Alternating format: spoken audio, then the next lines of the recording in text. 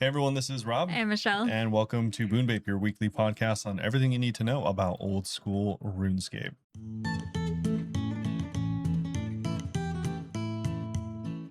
Meet. All right, so this week up on the docket, it is our third and hopefully final week that we have been in Germany, kind of. The hopefully in case we like die. Well, hopefully, I was saying that because like technically we're not like we're back at this point, but we're not recording. We should be back at this point. Yeah, our trip was for 2 weeks, but this is just in case. Yeah. Anyways, we do have some stuff to talk about, surprisingly, even though it's only been a couple days since our last recording. Yeah, we just recorded the intro for Miss Pistachio 2 days ago. So it's just like our trip's in 2 days. So there's not much space in between these. That's why these little intros are like, this one's probably going to be like 10 minutes or less, low key. Yeah. But that's okay. Again, shout out to Angel Fate, Miss Pistachio, and this week's guest, Tellacon. Yeah, Tellacon. We were joined by the YouTuber Tellacon, who has tons of different Snowflake accounts. It was a lot of fun talking with him. So shout out to timestamps are down below if you want to just of course. If you just want to skip there, we do have small, minuscule updates for us, but obviously, I'm not going to judge you if you go to the meat and potatoes of the episode. Is he the meat and the potatoes? I is he the potatoes and the meat? No, you're fairly potatoey. Okay. Yeah, well, like a mashed substance. Oh my god.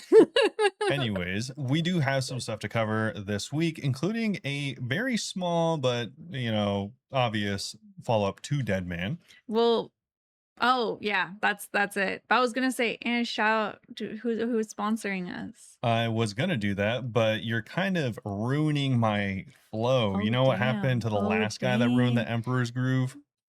Anyways, so we do have the Dead Man stuff to go over, which is going to be kind of cool. Then we do have a couple updates ourselves, and then no Q&A as per usual for the guest episode. So obviously, if you want to see any questions for future guests, make sure to ask your questions for future guests or for us on our normal weeks over on discord.gg/boombape. We do have a Discord community you can join, hang out. We also have the questions section there. That's and movie night. And movie night. We do events as well, even bingos and stuff like that. So feel free to join. Besides that, like Michelle mentioned, every episode is actually sponsored by you guys, the Patreons. So if you want to join up, be a patron, it would really help support us. That's just obviously beyond watching, following. All of those are super appreciated. But if you want to spend a couple bucks, you do get the episodes early, and you also get them ad free and maybe even some cool merch if you so choose. Anyways, though, one last thing, we do have some really cool merch, like the shirt that Michelle is wearing. It is a tie-dye Jad shirt. Tie-dye little Jad. And it's really cute because, it's by Mitchie Fox, spoiler. Yeah. But there's even like a little logo of a fox on the arm. And it's, what's the word? It's like embroidered. Thank you, go. Yeah. Thank you, go. Yeah. Cool. So if you want to get some cool merch like that, you can, and also help yourself out and us out by using Boon20 at checkout. You get 20% off and we get a kickback. So it's kind of a win-win. But we do have some actual stuff to go over. Michelle, any updates? Absolutely no updates for me. That's embarrassing. Are you even playing the game? I am. I had like 5 master caskets and I was going to Coliseum last night and the stream was so laggy that I was like, dude, like, I don't want to have stuff that I'm going to clip. Like, what if I get the pet? So I went and did fletching instead at the mini game because I need to green log it. Tell me why I've been averaging like 15, even like 13 to 20 viewers. Last night it was average like 27. Yeah. And it was the laggiest stream and I was doing a fletching mini game. I'm like, what? Well, people like supporting small time streamers that don't have their settings or their can't even afford internet. Can you? Yeah, they can't even. Clearly, we're supposed to have good internet. Clearly, you're tethering off your phone or something. Apparently, I don't know.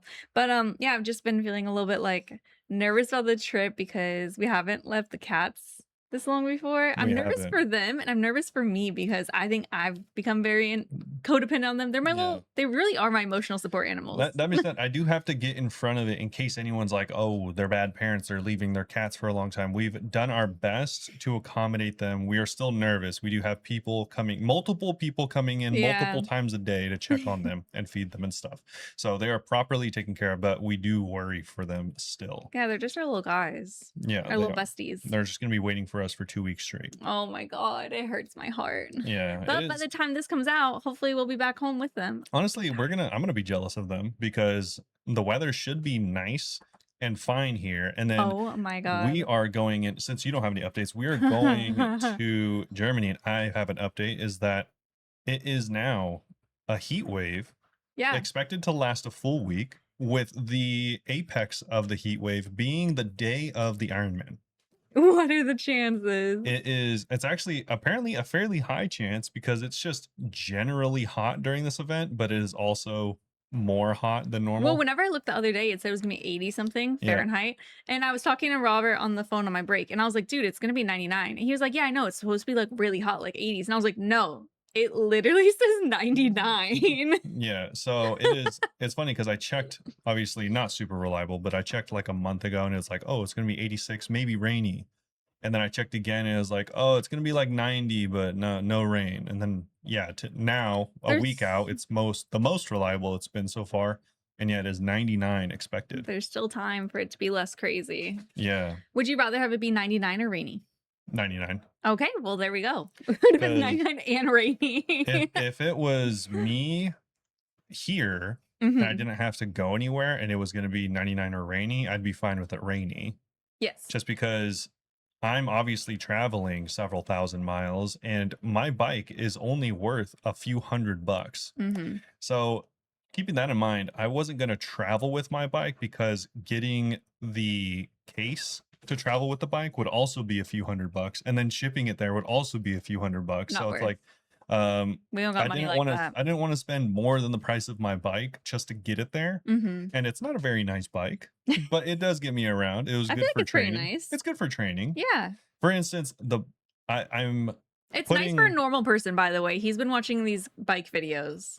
I it's think a okay. normal person who does this casually would think that's a good bike. Potentially. I mean, it's not a bad bike. It's an entry level bike. Yeah. So there's nothing nice about it. It is nice in that it works well. Didn't that guy buy it for like $1,200? That is an entry level bike. Yeah, for like fancy people. No, My bike was like $100. your bike is okay. That's entry level. Yeah, we are not talking about entry level into being able to move for 100 feet or something. Whatever. Anyway, This yeah, is if you're like renting a an bike. entry level reliable bike. Yeah. Anyways, yeah. So about like $1,000 or £1,000 for the EU people is typically where like the entry level would be. The bike I'm going to rent, because that just seemed way more economically feasible. They probably get so much money from people renting them. It's they're the official bike sponsor, and I got the cheapest option there, and the bike is around 3,500. I thought you meant to rent for a second. How much is it to No, rent? to rent it's like 400. Still up. Yeah, but it's still cheaper than me transporting my bike. Transforming. And also it's a nicer bike, which is also kind of cool. Yeah. Yeah. So. So it should be hopefully a little bit lighter, a little bit, better in certain ways. But anyways, and it also saves it. So I only have to bring my shoes and my pedals, which is a lot easier to travel with than a bike. I would agree. Yeah, honestly. Yeah. And the reason I obviously am picking hot over the rain is I don't want to crash a $3,000 bike that's not mine. If it was mine, I'd be like, sure. I imagine there's got to be some like liability thing on there. Yeah, the liability is that I have put a down payment. Okay, yeah, never mind. I put a deposit, and they will take the rest of the deposit if it crashes. Oh God, okay. So, yeah, do our best to stay upright. But I am kind of worried, but also not worried. Oh, the other thing you found out. Oh, what? Oh, is that for some reason all the Ironmans they have a cutoff time. Obviously, you can't go forever. Typically, the cutoff time is 17 hours. Yikes. The people of Frankfurt, shout out to the people of Frankfurt. Shout out. Yeah, apparently really nice people, but they are very strict with their time limits. They're like, yo, we don't want you guys traveling here and making a ruckus, because the finish line is in the center of the old town. Yeah, I'm sure people who work there hate it. Yeah, and so there's a strict cutoff of 10 p.m. That is the quiet time, and they take it serious there. Wow. So because of that, instead of the 17-hour cutoff, there's only a 15-hour cutoff, which I think my like end game, like if everything goes not the best, then my end game is like 14 hours and something. Okay. So Scary. my fingers crossed is somehow sub 13. Yeah. So if I can land in between there, that would be fine, but it wouldn't be soul crushing or anything. It would just be what it is, honestly, if I do get time limited. Well, honestly, I would say if you got time limited during this, it would feel a lot different than if you did it during the 17-hour. I don't know. It doesn't really matter because, like, at the end, it's all like, I feel like if I get cut off for the time, then it's like, all right, well, it's not like I quit. Or, Yeah. well, that being said, I don't want to be like, oh, I'm sandbagging it and going so slow that I got time gated or whatever. I want it to be No, like, you're oh, gonna try. as long as I feel like I put in a good effort and I still got cut off, then it's like, well, obviously I just didn't train enough. It is what it Yeah. is. But I do wonder if you would have trained differently knowing that the cutoff is 2 hours less.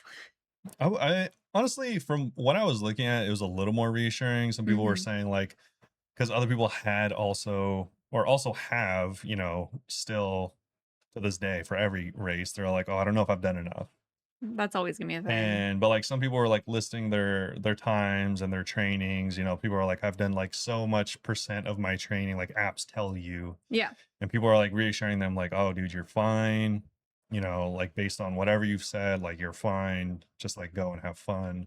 And I'm gonna try, but it is nerve-wracking, Of course. obviously. Yeah. So hopefully I have a good time and it's not too hot and I don't get heat stroke. That's the only real serious thing Yeah, you're that gonna have could to stay on happen. top of the hydration. For instance, like I think like someone referenced the year they went to Frankfurt and it was really hot. It was either Mhm. Frankfurt or another Ironman that's hot. They had like 3,000 entrants and 2,000 finishers. Oh, that's so much people that didn't Yeah, it's finish. a lot. I feel like that would make me feel better knowing that, like, okay, Yeah. like a third of And people didn't even another finish. another person mentioned that when they did it, that they had a 20% DNF. Wow. So it's like not even that uncommon. Okay. No, it's very, even regardless if it was regular weather, it's still relatively common to not finish an Yeah, my Ironman. therapist was like Yeah. disqualified before because of the time. Like between like an eighth, it seems like between like an eighth and a fifth of the people that sign up for like not the easier ones, but like the more intermediate or harder courses just don't finish. Oh, okay. Yeah. Yeah. Because So some courses are generally known as the easier ones. that's better to know then that if you like do disqualify, you can enter another one and not feel like too bad or like Yeah. nervous going into it. You could be like, yeah, that one was a little rough. It was 100 degrees. True. Plus, yeah. I mean, obviously, I did it kind of not last minute, but like 6 months, even without like I wasn't like a runner before this or anything You like that. you So used to be. I used to be, but definitely not in the years leading up to this. Yeah, for sure. So yeah. Oh, if it doesn't go well, even if it does go well, I'm already like thinking about looking forward to my next one because I'll have obviously substantially more training behind me. Yeah, So absolutely. yeah. Anyways, though, speaking of years of experience, we can talk about the finishers of Deadman. I guess. Yeah, they just posted a blog talking about like thank you guys for Dead Man. So a thank you to the production crew, to everyone that flew out. A special thank you to Solo Mission who planned this whole thing. Yeah. It was like his idea. Deadman All Stars continues to grow thanks to an incredible amount behind the scenes work, and his passion, dedication, countless hours of organization have once again delivered an unforgettable event for players and viewers alike. They also gave a special shout out to Ian, also known as Pure Spam, who was doing the cosplay, Yeah. for joining the broadcast team, helping bring the action to life with his commentary throughout the weekend. And this is random. Deadman All Stars 3 was also supported by partners who make this finale even bigger. Twitch, Starforge, Makeship. Yeah, for sure. Chipotle? Chipotle. Random. The So food, random. truly actually a gamer food. It is. I used to really like Chipotle. Very gamer food. And then we moved in together and he started cooking and I was like, whoa, we can make better than Chipotle. That's crazy. Yeah, Chipotle is just a convenience thing. Yeah, it was really convenient though. Yeah. But the main thing I want to talk about this blog is there's more merch, and this was merch that we didn't see before. Yeah, this is new RuneScape merch on their new website, runescapemerch.com. Yeah, and this is from the event itself, and these are only going to be available until July, so it's funny they might not even be here. Who knows? Whenever you guys are listening to this, the first one though, it's I'm gonna describe it anyway. It's a sports jersey that's black. It has one orange sleeve, and then it has like kind of like lava yeah, like bricks. lava bricks, kind of. Yeah, from like Fight Pits. Yeah, and then there's also like little symbols on the side, like skulls and stuff. I just love this hoodie, dude. The Deadman hoodie it's like a stressed old washed Deadman hoodie. Yeah, it looks cool, and it looks so sick. On the back it says like All Stars, and I like the Deadman font on the back too because it's not like super obviously RuneScape. Yeah, I don't even know what this picture is of, but it's beautiful. It's really cool. Looks like an angel with wings. Yeah, it looks sick. And then oh, maybe it's like the prayer emote then. I don't know, whatever. Then of course their shouting out the RuneScape keyboard and Yeah, with the the big chested Zuck. yeah, the escape key that looks like Zuck has boobs and the makeshift plushies, which we spoke about before. But yeah, Looks cool. just a little shout out to them. Shout out to the And Dino Nuggets again for yeah, winning. again, GZ. I know you guys at this point won like 3 weeks ago, but hey, GZ. Yeah. Also, I forgot that I wanted to bring this up. There was a community thing that I saw today that was actually kind of insane. Okay. So there was a Giga gamer, Sure. a god gamer of sorts. Apparently, since Rendy kind of really popularized the fire cape thing, you know, Oh, getting it, the early level. yeah, getting it as low level as possible. Shout out to this player, Zandali. Okay. It's funny because I've actually seen their name before, but anyways, Oh. they are kind of a content creator, streamer, it seems like. So if you want, you can go check them out at the Rod RS on Twitch. They do stream. Cool. Anyways, this feat that they achieved is quite the feat. Oh, what is it? How long do you think it would take you to get a fire cape? Starting from fresh, brand new account. You can give your character money. This is like a thing you're trying to do for time, but making a new account with main money. Like a day. Like a day? Yeah, like 24 hours. Probably technically less, but Now, what if you were level 3? how long did it take them to do this? They were able to achieve the level 3 fire cape, obviously using typical methods and strategies with, you know, plenty of purple sweets. Now, nevertheless, they got it in less than 4 hours, less than 3 hours. What in the world? How is their fight keep even that fast if they're level 3? 2 hours and 18 minutes it took them at level 3. I to get feel the like fire they cape. shouldn't even be able to like get to Jad that fast. My God. Yep, the whole thing, Crazy. the whole shebang, including the mage training that they had to do, the Oh, actual they did fire train cape. too. Wow. They got to 53 mage in the end, Nice. wielding a staff of the no, not staff of the dead. What is this? No way. It's the I cannot see. It's very tiny. it's the staff that gives Oh, magic it's a strength. smoke battle staff, it looks like. Yeah. Yeah. It's the one I just always remember as the one that gives magic strength. Yeah. Yeah. Probably that. I don't know for sure. GZ though, that's exciting. Yeah, shout out to them. They do have the full 2 hour and 19-minute VOD ready to go if you want to go check them out. Crazy. And yeah, they do answer a few questions in the actual like comment part of the post. So if you want to yeah. like see what, because some people ask like how you did it and stuff like that. So he answers a few of the questions. So Oh my God. yeah, shout out to them. Did a good Could job. not be me. Someone said, "Good job, now do it." And Iron Man. Dude, No. we do have me and Tellacon talk a little bit about very unrealistic ways of trying to go for Jad. Yeah, I mean this is up there because you It's have up to there for sure. you have to perfectly pray and also, well, I guess perfect, you know, ideally perfectly pray and also perfectly tick eat the whole time. Yeah. I wonder if they had any, I mean, they probably had a few of these accounts that got like trashed because they died. Yeah. I guess. I am kind of surprised that they were able to get the 53 mage and They probably got it all while in there, actually. no, and still be level 3 though. That is kind of weird, right? Oh, I'm foolish. Are you silly? Are they not level 3? They're not level 3. We're making this up. No, they said level 3 to fire cape. Oh, so they started at level 3? Yeah, because I was like, how are they wearing the battle Does that mean that they were like, they brought gear with them and they were just upgrading in fight caves while they went? No, so they were going to, Oh, okay. but he considered it. That makes way more sense because I was reading, I was like, he did Witch's House and he still is level 3. How do you do Witch's House and fight cave this fast? Nevertheless, he still had a stack of purple sweets. So he definitely was doing some tick eating Yeah. and some very, very skilled gameplay, nevertheless. Mm-hmm.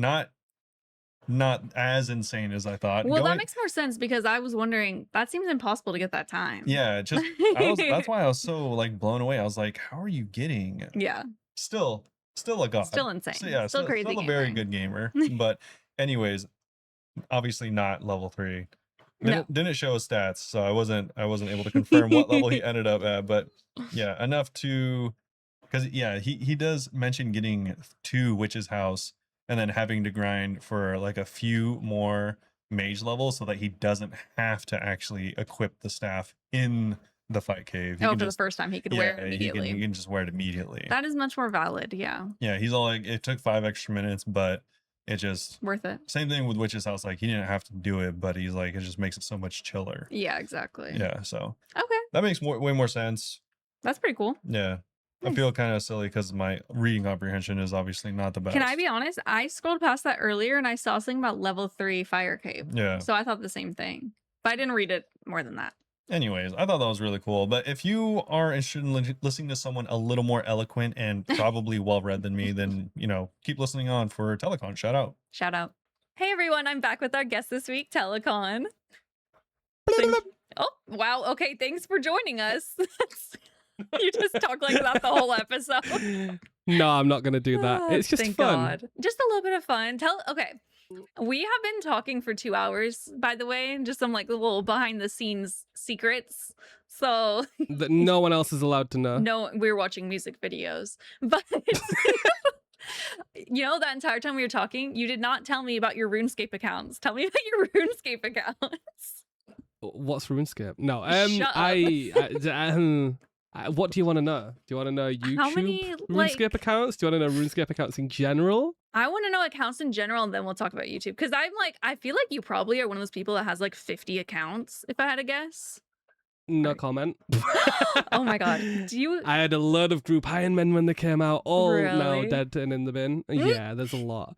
So let's think. Ooh, I started on RS2. Well, earlier. I started in like 2005. I was a young lad. My account from then got maxed and then got 116 dungeoneering, and then I quit. And then I used that account on old school, and I was the first person in the game to 83 hunter. Were you really? Fun fact. Yeah, I actually was. And I started. I was the first person in the game to get dragon arrows from Dragon Imps, and no one would buy them, and no one bought them until Dark Worlds were in the game, like months later. Hilarious. Oh so my God. that's a fun fact. But I was just catching imps in the first days. I wasn't the first to 99, but I was the first to 83. I love how specific that is. Yeah. But then hardcore came out, and then I made a hardcore. Classic. That I played for quite a few that became my new main. How did it die? It didn't. It's still alive. No It's got way. a 2150 total. Top KC, Nightmare KC. Oh my God. It's got all sorts. It's ranked for next. Because I did that when it came out. But I actually quit the account in 2021 minus the next release. Why? Because I've started making Snowflake accounts. That's true. Yeah. So I just stopped playing the hard. If I went back to the hardcore now after everything I've done, I'd be able to max it, I think. Yeah. But and then I just started having loads of fun. I had a tile man before Settle did it. Oh, damn. Okay. Calling out. No, I've had a chest locked account. And I'm currently playing a chunk account. Dude. So we're all good. I've got a lot of other ones, but they're the main ones. How do you play other, like, whenever you play RuneScape, is it always on like one of your Snowflake accounts, or do you have like a just for funsies? These days, yeah. Wow. Just for funsies is like the main. If I needed to like bond stuff, because it's got max combat, but my main like is not really my best account. Like the hardcore is the best account. My main doesn't even have the Varrock medium diary done, so I always teleport to Varrock and have to run to the G. That's enough to make you log out and be like, never mind, I'll just go to the Snowflakes. It's not great. But I am recording a few videos on that account for fun, I think. Ooh. And I was thinking about doing like a hardcore video, like I just rediscovered my 5-year lost account or whatever. Yes, you totally should. That'd be fun. Exactly. So who knows? But no, Snowflakes are where the heart lies, I think. It's just to take 300 hours of video most of the time. Oh my God. Wait, how did you like get into Snowflakes? Because until I became like a streamer and stuff, I'd never heard of these niche ass accounts. And now you've heard of them from everyone, right? I know. And now I'm like, what tiles? Like, what are you guys talking about? Why are you doing what? this? I don't even know how I got into Snow. I think it was because I watch a lot of like Small Ant, right? Yeah. And he used to do a lot of Pokemon challenges. And I think it actually stemmed from outside of RuneScape. Obviously, Settled and Verf did like area locked and stuff and kind of like started the Snowflake here. But it's existed in loads of other games. Like Minecraft had a load and whatever, right? But I watched a lot of Pokemon challenge runs. And then, I love Pokemon. Very almost made a Pokemon challenge instead of RuneScape, so I'm happy that I made a RuneScape challenge. Oh my God, okay. This is a very different conversation. Yeah, it's very interesting. But no, it's been a lot of fun, and I basically only started YouTube with it because my clanmates wanted to watch my tile account. Oh, is that why? So all of the first videos that I had uploaded on my channel were like non-edited, really bad mic, wasn't interested in doing YouTube. It was just like, yo, clanmates, here's the next thing, and like update. I love that. That's so cute. I'll have to go watch like the old videos. Yeah, it's a lot of them are unlisted now because it was not a good representation of the channel. That's but valid. I've been doing YouTube for 3 years now. So You've only been doing it 3 years? A little bit longer. The Tileman first episode was uploaded like April 22. Yeah. But I only consider myself starting YouTube like February 23 when Revlocked came out. Oh my god. Because that's another account I had Revenant locked. But anything before that was like, I'm doing this for the clan. I had under 100 subscribers. When I started Revenant locked, I went to like Udemy. I did like a screenwriting course, an editing course. Wow. It was like, I'm going to take YouTube seriously. That's so cool. I need to do that. And then since then, we've learned a lot. We have learned a lot. That's awesome. You don't need to do that. You just need to find a direction for your channel. That's all. Yeah, this is a conversation we're gonna have after the podcast too. Don't worry, guys. We can do it on the podcast. Don't worry. This is actually just gonna be like a little class for me. I hope you guys don't mind. That's exactly what it should be. That's what it should be because, yep, it should be. You need it. You wouldn't. No, I'm kidding. Obviously, I'm kidding. He said so intensely. You need it. You are doing really, really, really good. Thank you. I do. You're welcome. I have a lot of people that are like, I see your shorts everywhere, and I'm like, I hope you mean that in a nice way, because you didn't say, and I love them, so I'm just gonna Depends. pretend. Do you consider Reddit nice? Listen, I don't go on Reddit. I let Robert go to find stuff to talk about on the podcast, but I posted a picture of my I have a tattoo that's supposed to be like a purple chamber's chest. It looks like a mimic, but I still like it. And I posted it because I was like, oh yeah, like I let my chat choose my tattoo. And people were like, those lines aren't very clean, blah, blah, blah. And I'm like, damn, bitch, I didn't ask. Like, I'm just showing you my tattoo. To be fair, anyone that has a RuneScape tattoo is a freaking nerd. No, yeah, it's actually a really cool idea. I have a Naruto tattoo. Do you? So I am a nerd too. Oh yeah, wait, you told me about that. Yeah, I forgot. Oh my god, we were talking for a while. It's got the claws on my arm. It's Kurama coming through. Sick. What about RuneScape tattoos? Are you ever gonna get one? Maybe. I almost had one. I was gonna do a subathon a while ago, and then my family fell ill. So I couldn't do the subathon that I wanted to do, and then I had to focus on a lot of real life stuff because I have children, which a lot of people don't know, believe it or not. So I will direct some people from my channel to this just to be like, yo, if you want to learn more about me. Yeah, by the way, I have kids. So we can talk family life. Yeah, I have an 8 and a 6-year-old, which is insane. Oh my god. How do you like, because I know you used to spend, you said like several and as you can tell, we also have ADHD. Yeah. It's okay. I started Wellbutrin a couple months ago, so I'm fixed. So it's just you. I do not medicate. My medication is RuneScape. Oh no, buddy, that's not. That's why it's so mad. I've not been able to play for like a couple of months, so my brain's going, ooh. Yeah. Are you happy to be back to it? I am. I'm very happy to be back. I am stuck doing Jad runs right now to get the Jad pet, but each run is fully melee with an obsidian sword with no prayer potions. Okay. Wait, why? Because it's my chunk account. Keep up. What else would you do? Yeah, why? That's the most obvious answer. That's what every chunk account does, right? Yeah, so I started in the Karamja volcano chunk. So I have to get a Jad pet without leaving. But the problem is there's not really any like ranged weapons here. Magic is too expensive and doesn't really work on the cat Zex. Yeah. So it's like, it's just non-stop. So it's like 4 to 8 hours a run. Oh my god. Of flicking the entire time. So it's not fun, but it has made me quite good at the game, which is a good thing. Damn. Which really helps when I do the leagues rushes, which is another account. Now I do all those on the hardcore. How many, wait, going back to like the Jad thing, how many KC are you at so far? 30. So I'm still quite a ways off. Oh but my God. The next video is going to be 100 KC or the pet, basically. Would you give up on the pet? No, I'm not going to give up on it. Okay. Of course not, but I can't really warrant more time than that for the video, because think about it, right? Yeah. 71 runs, 4 hours a run, 284 hours. Oh my God. Is that video if I don't spoon the pet? Yeah.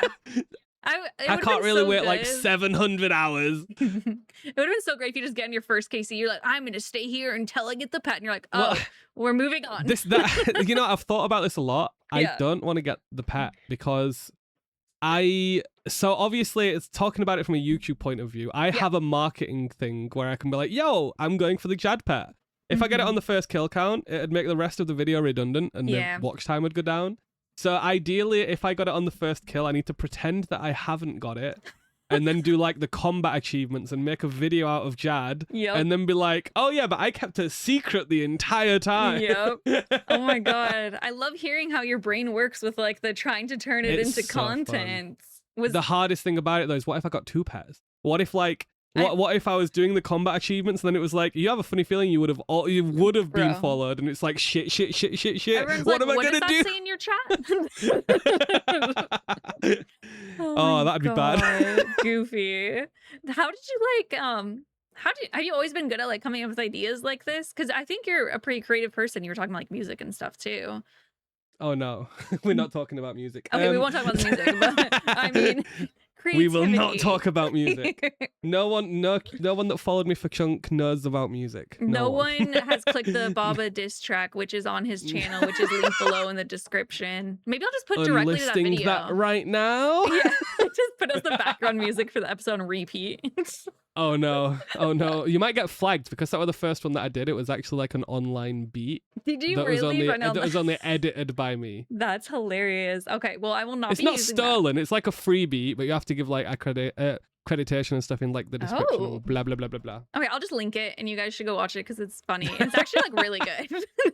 It's not. It's cringe. It's years old. Do not watch it. Anyway. So no, I don't know. I've kind of learnt with YouTube as I've gone on. I am a creative person in general. I've done a lot of music. I'm a programmer at heart. I did a bachelor's degree in computer science for game development. Wow, I didn't know that. That's cool. Yeah, which included a lot of game design. I got a distinction, or a first, should I say. So I got like the highest grade. It was awesome. And then I had a job in programming for 5 years. I started this channel when I was like 4 years into that job. Yeah. And then my wife was like, so for the record, like my wife, obviously full-time mum at the time, 2 kids is hard. Yeah, I can imagine. Was like, I was like working programming, and it was like just enough for the house and stuff really. And then I was like, cool, I've started this part-time channel. I released Revenant Locked. I worked up to like 10,000 subs. Wow. And then Chloe was like, Chloe's my wife, by the way. So she was like, you know what? Yeah, screw it. You can quit your job. And I'm like, what? Are you sure? And she's like, yeah, you can try it full time. And I wasn't earning anything on YouTube at the time. We had like £9,000 in the bank, £3,000 a month outgoings. Yeah. And she was like, yeah, you can quit your job. Just give it a go. So I had to learn quick. That's like, amazing. At the end of the day, yeah, I do YouTube for passion, but the money has to cover the kids. Yeah, absolutely. But even with that, if anyone does watch me that's listening to this, you'll know that I don't take like crappy sponsors. I turned down a lot of them. I had like no money in the bank, and I would turn down BetterHelp and whatever, like free cash and whatever crappy sponsors came. Because I have like morals for the audience, even though I've got kids. Because it's this weird balance, because it's like, I need money for the kids, but when the kids are older, would I want to subject them to those sponsors? Yeah. And it's like, if I wouldn't like give the sponsors to my kids, I don't really want to give it to my audience. Oh, so I'm like strictly so I'm like strictly doing good sponsors, but because of that, it not only can impact my financially, so I have to take editing jobs and programming jobs, and it takes away from time playing RuneScape. Yeah. But it also, like, the gaps between videos get delayed more because I have to upload with a sponsor to cover the bills. Yeah. So I might have a video ready, and then it takes a month to get a sponsor that I agree with. A lot of other creators don't care. Obviously, I'm not going to name names, and people need to get that bag. I'm not going to judge them for that. But a lot of people will just take any sponsor. I should, but I don't. I just can't bring myself to do it with kids. No, that's totally valid. I took like Raid Shadow Legends once and stuff on stream, and people were like judging me, and I was like, I need the money. Raid's not terrible. But Raid's not terrible. Like, think about it. Like, Raid is just a game that you can spend money on. It falls into a ballpark for me of I will take as if I need to, but I'd rather not. Yes. Whereas valid. like BetterHelp and Free Cash are like, I would never touch these. Yeah, and then I didn't know that BetterHelp, like, he told me. Exactly. And then stuff like Boot.dev and Idle Obelisk Miner, because both of those have morals and are really good, and I would use them. Cool. They're the ones that I'm like, cool, you can give me 11 sponsors if you want, because I'm happy promoting this. It's like, yo, if people love learning programming this way, you do this. If you like idle games, you play this. It's ad-free, and it's like, it's so nice to promote those things. Yeah, stuff that you actually like. Exactly. It's stuff that I would actually like or give to my kids, essentially. But That's like, yeah, we're on about creativity, weren't we?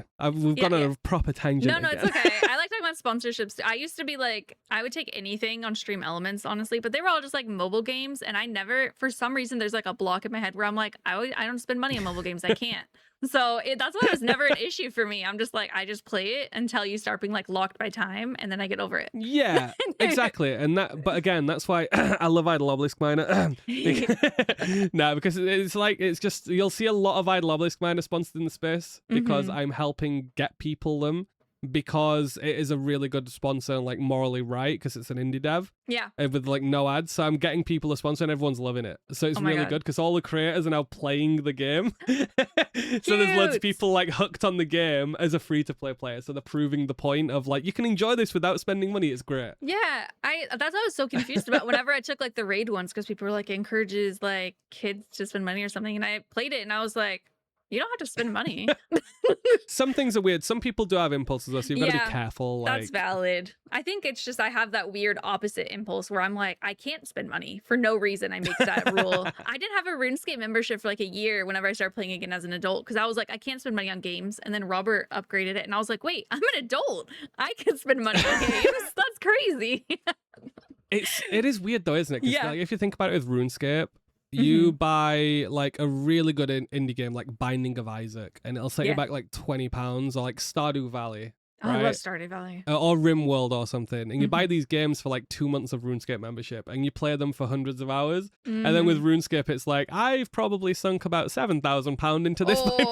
Literally. Oh my God. See, I like will even like talk to people and be like, yeah, I don't spend any money on games. And they're like, you have a RuneScape membership. And I'm like, well, it's yearly, so I only have to think about that one day a year. It doesn't count. True. That's how I think about the Netflix subscription for One Piece live action. I know, I keep like being tempted to like cancel the Netflix to save money, and I'm like, wait, shit, we watch One Piece every night. Never mind, I can't. Well, if you're in the UK, BBC iPlayer's got every episode for free. Listen, I mean, someone get me a visa. I'm on the way. That's it. We have plenty of room in the house, Boone. Plenty of room. We'll rent. It's okay. We'll bring our cats. We'll have our own little space. Oh, it's so sweet. Anyway, what were we saying? Creativity. Wait, I will not let this tangent far enough. Okay, so yes, I had to learn as I went, and all of that was the reason why I had to learn quickly. Yep. But it got to a point where I had to be like, okay, I don't really know the YouTube ecosystem. Like, I was new to it. I was like, let's start this at Revenant Locked. So I actually was messaging people like Solo Mission, Lonescape, ZZ, and I was just like, can you give me a YouTube Analytics? Can you give me a YouTube Analytics? Because I'm a data analyst with the programming job and and I'm a very logical person. Yeah. More so than creative. So I was like getting data from everyone, and I was making Google Sheets to be like, this works. But it got to a point where it was like, oh, cool, I'm actually seeing what works and what doesn't. And then it started working. And I've grew a lot. I am happy with my growth, but it got to a point where when we had like 10,000 subs, me, Frey, Josh, Alien Food started chatting. And we have a few others in the group like Skeldor, Hannibal, ZZ, Agile Tom, and everyone is lovely. And basically, we're at like this point where we're all just helping each other. And we're helping each other grow from 10,000 subs. This was like 2 years ago. So we've all like shot up. But Josh and Alien are obviously like the goats. Yeah. Because we're all helping each other. We all love each other to bits. We stayed in Airbnb together, most of us. Like at RuneFest, it was so cute. I love and that. And then I know it's so sweet. But then like but me and Frey are like teetering behind because I upload less. Frey uploads more, but me and Frey are like making content that kind of you need to know the game to enjoy. Like I'm doing fight caves without prayer and like without prayer pots as a melee. Frey's doing a lot of like end game bossing and ways to break the game. And they appeal more to like people that are playing RuneScape right now. Yeah. Whereas Josh and Alien are creating content that's more catered for casuals, because Josh is kind of a semi-extreme one chunk. He's not doing the insane stuff. Yeah. But he's making story content that people are used to, and people that don't even play RuneScape anymore. You see the same storytelling techniques on like, again, Smalland and people in other spaces. So the casuals are familiar with that storytelling and want the story.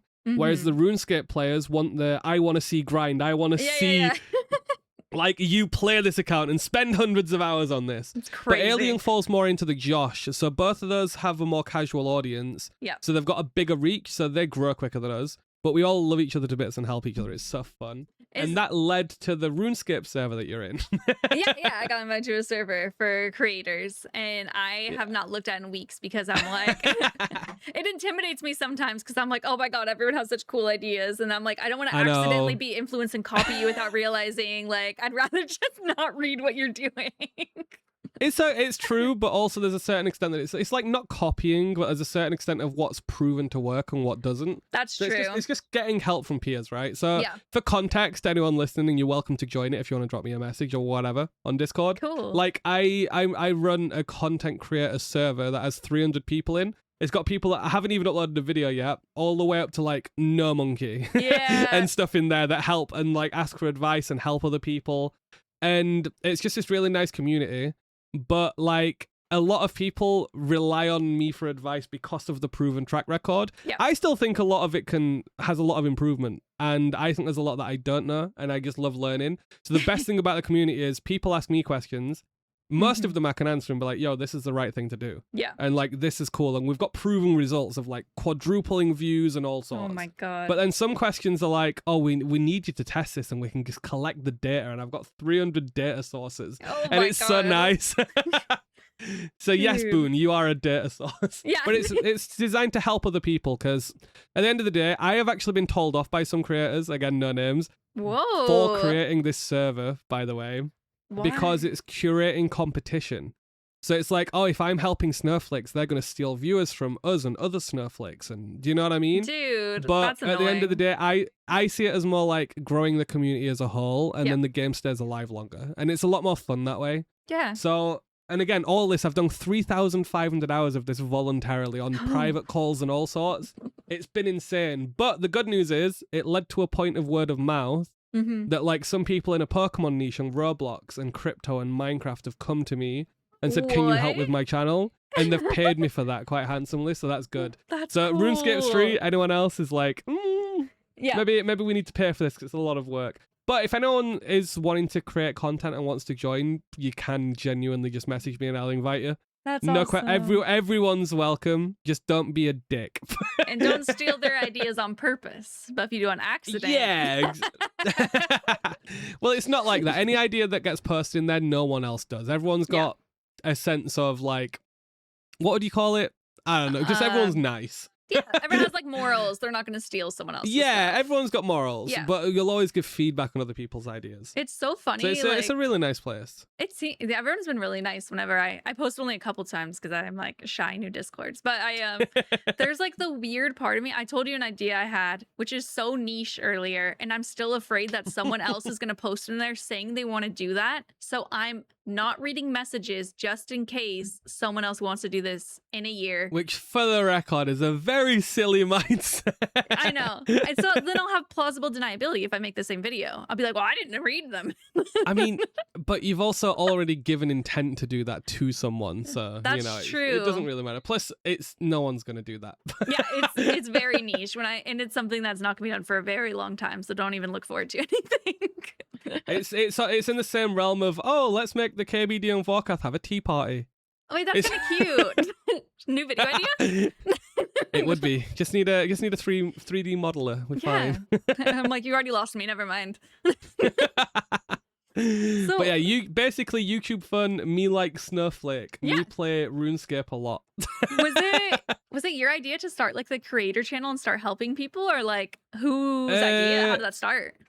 So it's a bit of a mix. Okay. So this one specifically, Generic Waffles created, who is like an artist in the community. Oh yeah. I created my own, but I merged mine into his because I weren't going to sit there and be like, oh, I'm a YouTuber, you're not. You merged into me. I'm not bothered. Yeah. It's just nice to have the community together. So I just merged into him and I became a mod in his server. Awesome. But then essentially, like I've become the point of contact of like oh, cool. Advice, please. Yeah, I know. I see like everyone just like purposely reaching out to you whenever I look at the channel. It is what it is. But the good news is the more that it's gone on, the more people are echoing the good stuff. Like when it first started, there was a lot of clashing ideologies. Really? But the more it's gone on and the more that like people have done certain things that have been suggested by me or other people, and then they've worked, it's like curating this, oh, cool, these are kind of solved now. Yeah. Like, for example, like additive texting thumbnails. So if you've got a title that says like, I need to cut 200,000 logs, and then you also don't want to put like 200,000 on the thumbnail because you're repeating information. From you guys. Yeah, like you want to put something else that complements it, like 1,000 hours. And it's just like little tiny things like that go a very long way. Yeah. And you can learn a lot from other people. I should be looking in there more, but I'm just like, I don't know why I don't. It's fun. It's very fun. It looks like it'd be like really satisfying because you get to see like all these like numbers go up for other people's channel. I'm glad that you're not, exactly like those people who are like mad at you. Like you don't want to see only you doing good and nobody else can do good.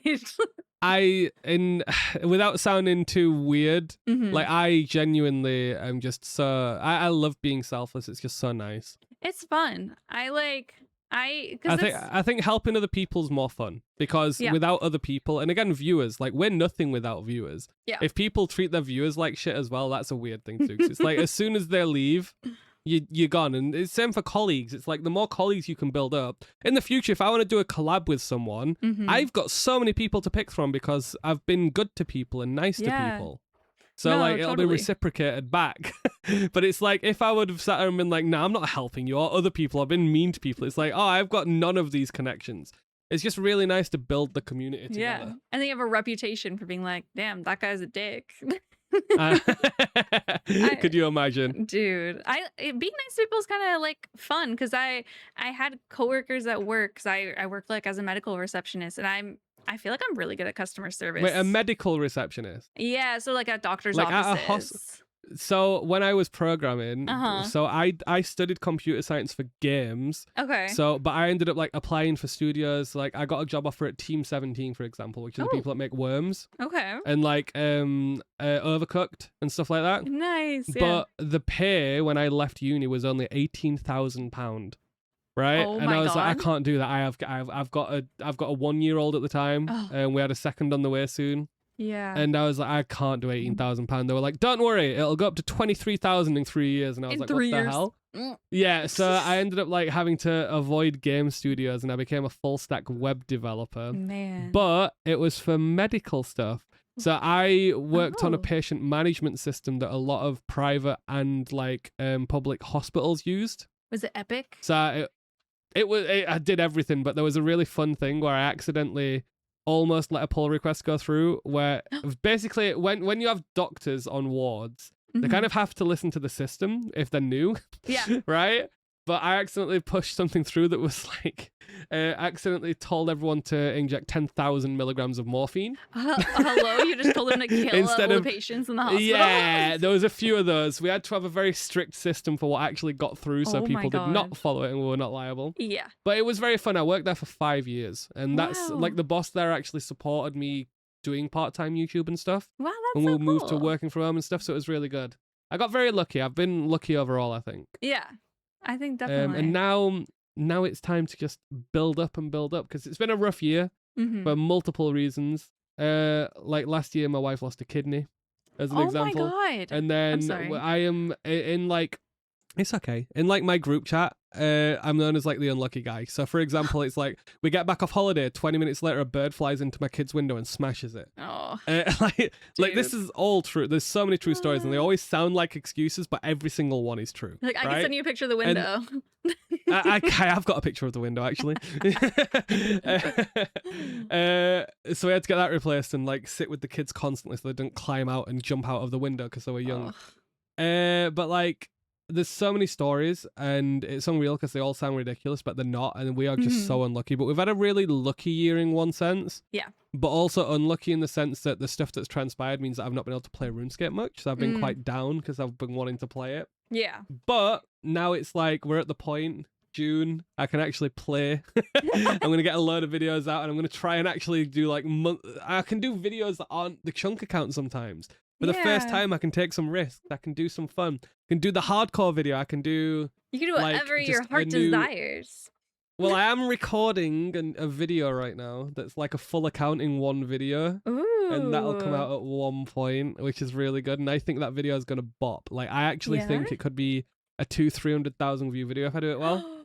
Okay, everyone make sure to go subscribe right now if you're not already, so you can watch this video. We're going to But you are not getting spoilers. Yeah. I know, I was about to be like, I'll say one thing. I'll say one thing. I'll say one thing. It's something that's been done in other niches that I'm surprised no one has done in RuneScape because it is so simple.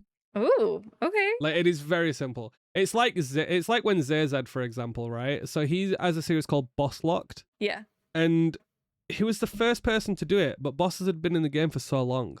Yeah. And like no one thought, oh, let's just lock myself to bosses.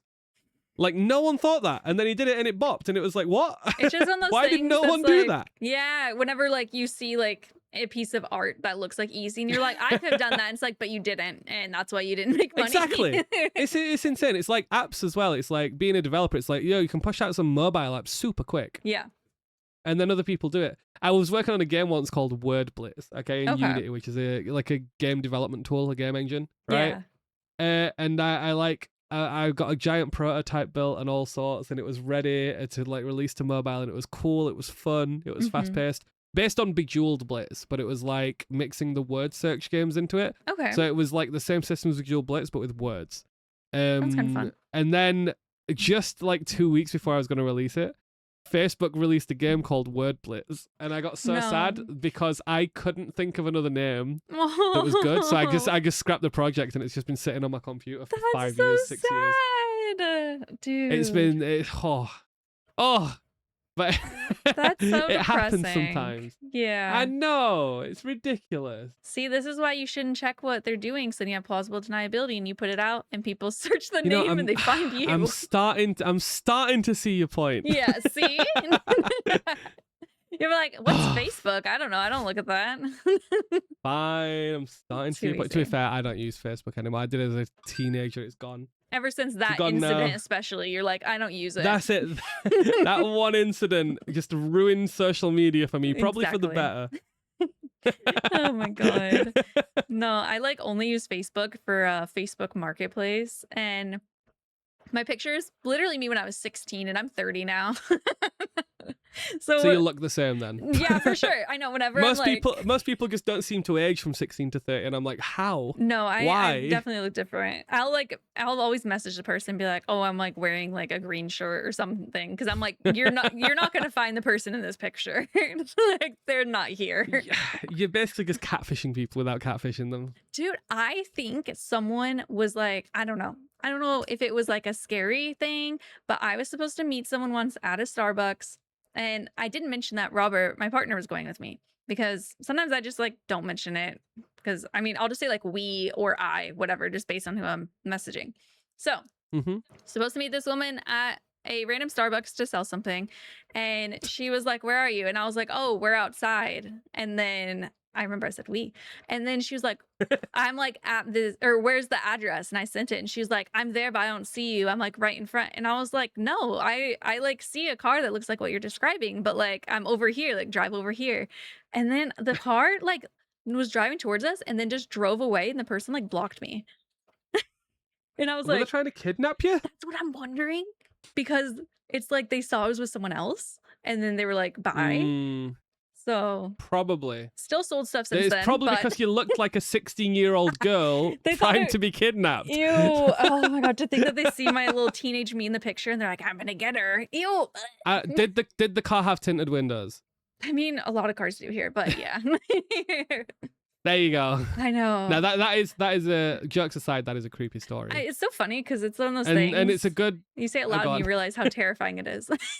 Yeah, it's a good example of why you should go places with people. Yeah, I always specify meet in public. Like, we are going to be there, and we are going to do not meet at your address. Yeah, which oh my god, I'm so dumb because like, have you ever heard of people like talking about how women are too nice, so like they'll like not even say no, even if it could be like dangerous, I don't know. I remember no, not like that. I've heard of people saying some humans can be too nice, not women specifically. Okay, you know why I said women specifically is because I was thinking of a moment in the Girl with the Dragon tattoo books. But anyway. Okay. But, so it's not some subtle misogyny. No, yeah, hopefully not. But like one time, like I went and I was like, this person asked us to drop something off their place, which they lived like in the middle of the suburbs. So I was like, whatever, it's the middle of the day. Like people will see us outside. And then she asked for help, like carrying the thing in. And I felt too bad to say no. So I carried it in the entire time. I was like, dude, I'm going to a stranger's house. Why am I doing this? This is so stupid. But I still did it because I didn't want to say no. And I'm like, yeah, your alarm bells should have gone off at that point. They were. I just ignored them. Not what I'd want to hear if I was your husband. I know. Robert was in the garage. He was just like waiting. Just like, it's okay. To be fair, my wife does similar. It's so weird. Does she? Like it is really weird because she's also like a kind of timid kind of girl. Yeah. But like, she is also very similar, and it's bad sometimes because she's got children now, so she's getting better at it. Yeah, you have to have so much more boundaries. Out for the kids. Exactly. Yeah. She's like a lot more stern and like a lot more big of a self, which is good. And like, I'm not going to that place because I have children with me. Yeah. Helps a lot. So clearly, the only way that you can fix this is if you have some have a kid. I just had a hysterectomy a few months ago. It's okay. I'll bring my cats. If I think about my cats being alone, I'll be like, it's okay. Wait, never that's mind. Perfect. Got to keep them safe. That's perfect. Just kitty buggy. Yeah. Get the kitty buggy ready. Dude, I kind of want to get them one. I don't know. I feel like they might hate it. But to be fair, cute. If you have them facing you, people will think you've just got a baby with you. Good. And then they'll be right. Just a really weird shaped baby. And then you'd hope that they'd be like, oh, they've got a baby. I can't kidnap them. But nope, they'd be thinking 2-for-1 deal. No, literally, like, you know what's insane is, okay, because we're like flying to Germany in a few days. I don't like flying. I have Xanax that got prescribed for flying. Whenever I hear babies crying on a plane, I don't get annoyed. I feel comforted because in my mind, I'm like, that would be so messed up if something happened to a baby. Like, there's no way. That makes no sense. The mum wouldn't bring them on this plane if it was going to go down. Yeah, and obviously the parents would know if it's going to go down beforehand, right? Like, so I'm like, I'm fine. It comforts me. I know some people like hate it, but I'm like, oh, there's a baby crying. That'd be so messed up. So we're fine here. Yeah. Nothing messed up's ever happened in the world. Historically. Yeah. I was going to say something probably over the line then.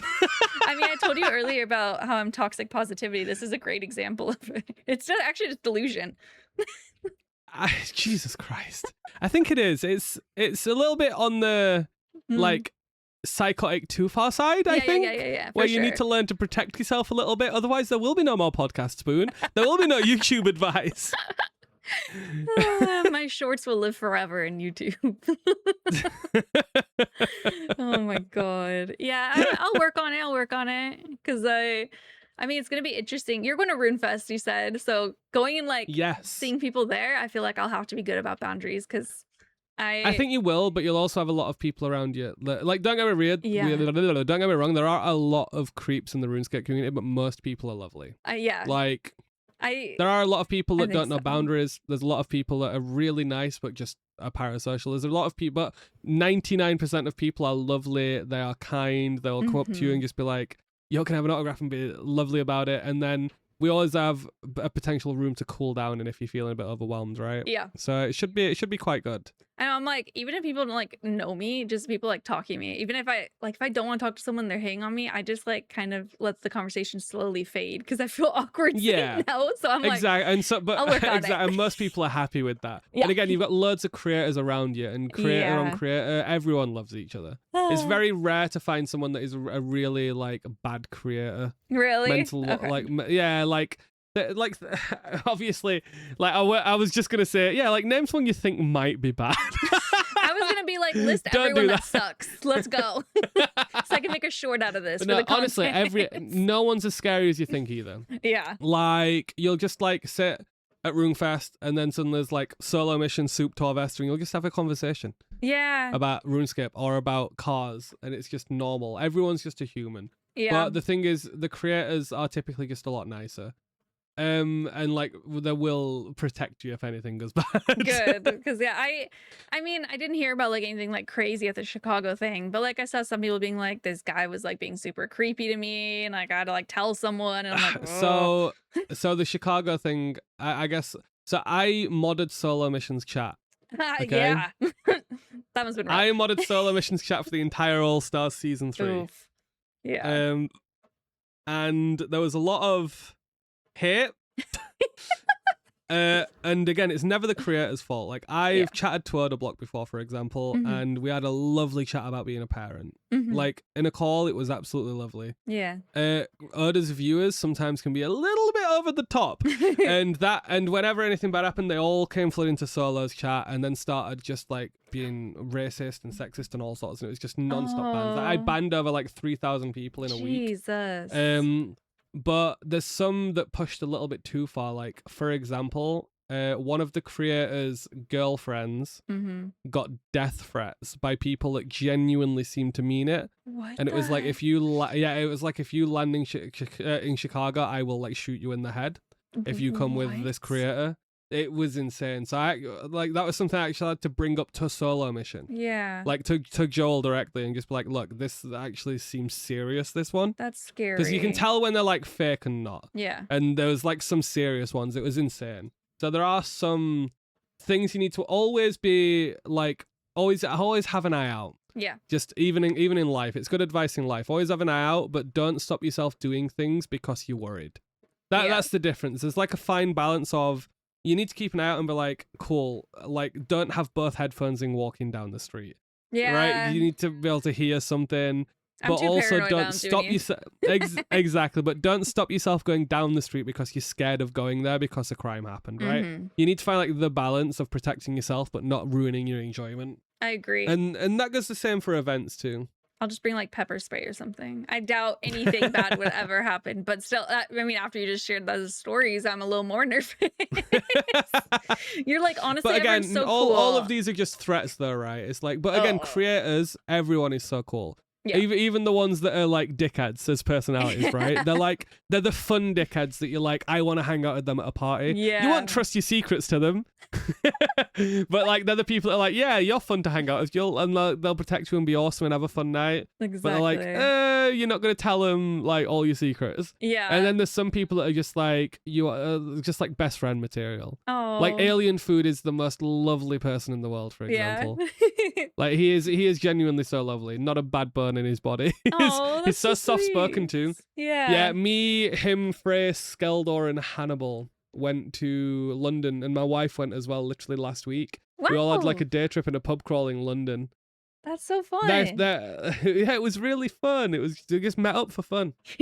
And if we do it again, I'm gonna get them to trade in some fire capes for a pet to see if they're luckier than me on my phone. Yeah. Just record it on someone else's phone. So be like, we got the footage. I know, it's insane. This is such a weird quote unquote podcast because it just kind of sounds like we're just yapping about stuff. That is the it's podcast. Not even a Tellacon, what are you doing this? It's just, hi, I love you, Boone. How are you? Oh my god, thanks. I'm good. No, I've had like... I only just met her today, but she's okay, guys. Okay. You can give her a view. You can give her a view and a sub. It's okay. We'll allow it. On a good day. But on Saturdays, you've got to unsubscribe. Oh, damn. Okay, yeah. Well, I mean, I don't stream Saturdays, so it's fine. I won't see. I won't know. But yeah, no, whenever like we have guests on, sometimes Robert would be like in our intro, he'd be like, all right, we're going to get to the interview. And I was like, let's not call an interview.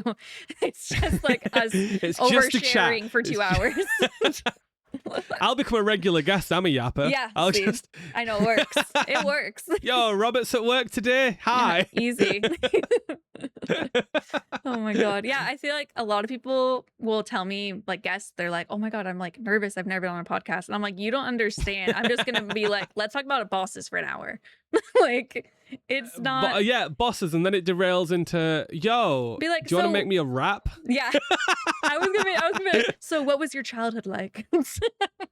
I think that'd make the episode a little bit 18 plus. Therapy time. No. But yeah, no, this is the perfect opportunity to bring up that Tellacon is a RuneScape rapper, low-key. Like, no, I have made a RuneScape rap. I am not a RuneScape rapper. Yes, but one of them was fun when I was like, oh, cool. It was Revlocked time. It was a long time ago. I was testing stuff.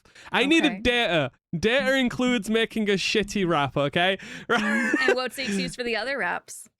Frey heard that one and went, make me a rap and I'll pay you. So I made one for his video that got seen by 137,000 people, which is like more than Wembley Stadium. Yeah. I know. And then all of the comments were like, put it on Spotify, I'd come to your concert. And I'm shit. I'm a drummer. I'm a grade 8 pianist and a grade 8 drummer. Wow. I studied music performance and tech in college. But it's like, I just did it for fun. And I'm not a rapper or a singer. I'm tone deaf in those aspects. But it ended up good because of the writing. The writing made it decent. That's why people like it. It's the writing. But I took over Frey's comment section. The comment section of that video is just like all about me. And then people thought he did it. People thought it was him because we're both British. And Americans can't tell our accents apart. No, we really they're so can't. different. When you're rapping, like that's why in only like one of them I was like, oh, you can really tell your English here, because otherwise I can't tell. True. And then the third one, because I did 3. The third one was the underwater agility episode of Chest Locked. This was like the last time I made a rap was like 2 years ago. You're forgetting the Baba one, you liar. You've done 4. No, that's 3. Baba, phrase, and underwater agility. And the first one, your data one, that counts. Your Rev one. No, that was the data one, the Baba one. Yeah. No, you did Rev, Baba, Frey. No, Baba. The Frey one was the Rev one. It was? Oh. Yeah, that's why you're getting confused. I love how I'm calling you out, like I know better than you. I'm like, actually I've done 4. To be fair, feel free to question my memory because you've watched those videos. You've watched those raps more than me, I think. Yeah, I replayed it earlier for Robert. It was good. But yeah, the one that I did on underwater agility on the Chest Locked was because I got that depressed that I ended up doing underwater agility for like 250 hours. I was just sat there like, I need to do something while I do this. So I just wrote a rap and got my wife to sing on it. And people thought she was AI. I thought you paid someone, and the chorus that she sang was literally stuck in my head the rest of the day. All right, then, if it was stuck in your head, give us a test. What are the lyrics? Okay, that day it was. Not right now. Now I can't remember any song in the world. Like, why would you put me on the spot? So it wasn't that good. Oh, shut up. Wait, okay, I need to know your opinion. So you did all that underwater agility. How do you feel about the changes that they're going to make and make it so you don't run out of air that much? I honestly am out of touch with these changes because I don't know if you know this, but I'm locked to 2 chunks on RuneScape. Okay, that's, you're in Brimhaven, basically. No, is this in the summer sweep up? Yeah, it was in the summer, or I think it might have actually maybe gone out. I don't know. You really should listen to the Bunebape podcast. They keep you up to date on stuff like this, you know. I love it when people ask me stuff and they're like, how do you not know? And I'm like, dude, I just read the blog, edit the episode, and then it immediately just vanishes from my mind. But wow. I know I'm fake. So this one, it's like the Amulet of the Deep that you can get from sailing. I'm doing this from memory too, so hopefully I'm not lying. You're gonna be able to have a benefit to, like, it's gonna save like 80% of your oxygen when you're underwater doing the underwater agility. So you're barely gonna have to use like the blowfish and those little bubbles. And I like. So I can finally. You could go back. Like, I can finally be a mermaid. Yeah, you can finally be a mermaid. My dream. Did you say blowfish? Oh, there's blowfish down there. Yeah. Don't dolphins like purposely like smoke pufferfish and to get high? Yeah, I think I've heard that too. Dolphins are like low-key monsters. Does that mean? But does that mean that in RuneScape the blowfish, if they're like pufferfish or what, like, are we like getting hallucinogens or something by? I mean, 100%. We're just going and fighting chests underwater. If you're not on drugs while you're doing that, like, you're lying. True. Absolutely no way. But yeah, so it's really underwater agility has got this interesting thing with me because on Chest Locked it was good because it like allowed me to do some stuff. But also on Chest Locked I couldn't loot the clams. I'm very strict about rules, right? Yeah. So when I have rules for something, what the rules for this were actually for anyone who didn't see. Chest Locked is basically just you can only do stuff. You can only use loot from chests and do content that has a chest. That's basically it, right? Yeah. But because of like, it's a really weird one because the end goal was completing all 3 raids, and we counted we count sarcophagi as chests. Yeah. So if you use like the Google definition, they are chests. That's valid. So all 3 raids counted, and that's like the end goal. I have yet to record the finale, believe it or not. Wow. I actually started the chunk account as I was leveling. I got on a grind on Chestlocked to get like all my level 75 stats to like 95 to not get quote unquote carried through like Tob and whatever, right? Yeah. So when I started that grind, I started the chunk account, but then the chunk account popped off, so I kind of focused on that, admittedly. But I am recording the Chestlocked finale now. It'll come out at some point. Okay, good. Which is good. Yeah. We need to finish one series. But what I was saying was like, true. I'm like a stickler for rules in the sense of I hate breaking them. Like, if there's rules, it kind of ruins the experience for me if I go against them, and then I don't want to log into that account. Whether it's YouTube or not. Like even before, like I started Snowflakes in 2021, started YouTube in like 2023 officially, right? Yeah. So it's like I just like did all these rules off camera, but with Chestlocked, it was like that strict that even though only say 20 minutes of underwater agility got shown out of 250 hours, I never looted a clam. Right? Is that how long you were down there? half. Yeah, so think of it this way. I didn't have flippers because you can't get them from a chest. Oh no. Okay. I had to do everything walking speed. Ugh. I couldn't get like a fishbowl apparatus or anything. I couldn't get anything to help with underwater agility regardless or whatever, right? Just walking. So yeah, and I was in a position where also, as well as that, so being half speed or less because of not being able to like quote unquote run underwater. With the flippers, I also lost 55% of the XP because most of the tiers go in clams, and clams aren't chests. So I literally was that much of a stickler that I would not click the clams. If it was a clam, I'd have to just sit there. Hear me so out. What Aren't I ended they up kind doing, of like the chest of the sea? Well, kind of, but there's also chests down there that are the chest of the sea. Okay, you know what? So, but yeah, I mean, the clams of the chest of the sea is probably a lyric in the underwater rap. But the reason that rap came about is because when I was sitting there waiting for the clams to disappear and move to chests. Yeah. And by the way, I also couldn't reach every chest because of the walking speed. Yeah, I bet. So I could only get hit like 7 chests or something. So I had to only it swapped every minute, and like only every 6 minutes I could loot a chest or something stupid. But because of that, I made a so using chest locked rules, I could get a steel bar from a chest, and I could get like and make a clockwork, and I could get planks from a chest by like using logs. If I got logs from a chest, and money from a chest, I'm allowed to process them at a sawmill, basically, right? I just remember the name of the video, by the way. That's why I laughed. Right? But basically, what happened was I made a clockwork mouse, and I used it underwater because for some reason it lets you use it underwater. Yeah. So I was just sat there chasing a mouse underwater for like 5 minutes out of every 6 minutes, and then 1 minute I'd be able to loot a chest. Oh my God. So most of that God. time underwater was the clockwork rat. Dude. The clockwork mouse. I know. Yeah, the video was like, I drowned 10,000 rats or something. I was like, what is this? More YouTube data tests. I But know. yeah, no, it was really fun. And that was the last rap that I did. I wanted to do one for the Chunk account. I made a song. Like I made a beat for it. I've not used it yet. I've not done anything for it. I showed you it earlier. The NF style beat. Yes, yeah. We were watching music videos for a while. that yeah, we were. I was introducing her. She said she liked rap and then didn't actually know any rappers. I said I'm kidding. rap. I'm kidding. My female rappers, I love them. My girls. There's just a lot of like indie artists that are not India, like indie artists that I really like. Although that started indie when I found them, like Ren and like Lawrence. They're just so good. Now I know and them, Mafra by the way. as well. Oh, true. I know all these people. I know everyone. until tomorrow. Oh God, I know. You're just gonna make another list, and I'm like, okay, jot this down. Oh my God, how did you like? What made you decide on chest?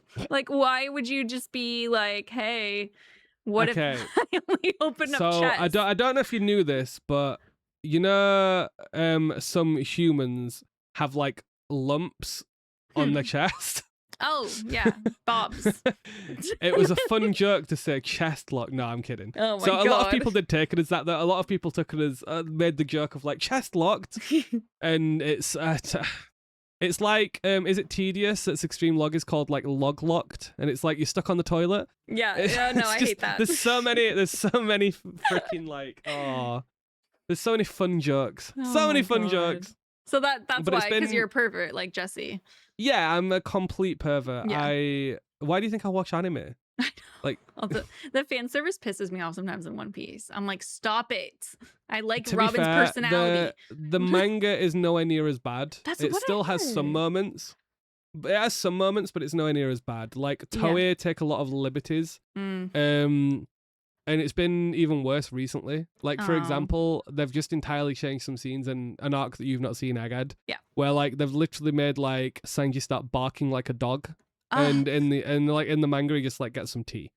Yeah, no. And like offers some tea with heart eyes. It's very, they're taking a lot of liberties with it, and it's very upsetting. But there is the Wit Studio One Piece coming out soon, which is more based on the manga in a different way. I noticed I liked Sanji in that, where I hate Sanji in the animated one because he's just Sanji in the live action's so good. Taz Skylar is like mwah. He's so like sweet, and I'm like, he's like normal likes women, not like he's suave, creepy joking about seeing them naked while he's invisible and stuff. And I'm like, ew, what?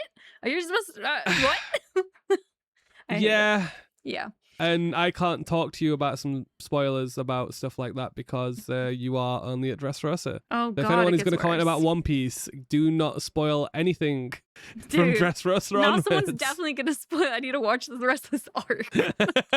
Oh, yeah, right now. Yeah, right now, tonight. It's fine. Have you seen Doflamingo turn into a flamingo yet? No. But you know what's pissing me off? And this is a spoiler, you guys. So if you watch One Piece and you're not Dressrosa, skip like 2 minutes while I vent about this. Tell me why Bro could have like strings. Tell me why. Why? He has strings and he can like, he can control people. Yeah, whatever.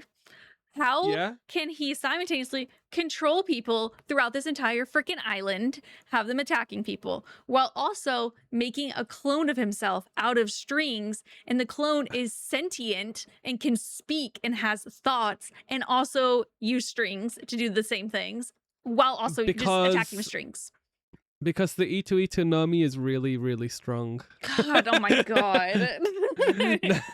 No, his you'll learn a little bit more as the arc progresses. Yeah. But I was like, this is a little too busted, bro. Like, why is even your clone having powers and having thoughts? Like, so he's basically one of the first people in the series that have unlocked a certain part of a devil fruit, which might be a part of it, which you'll learn later on. Okay, yeah.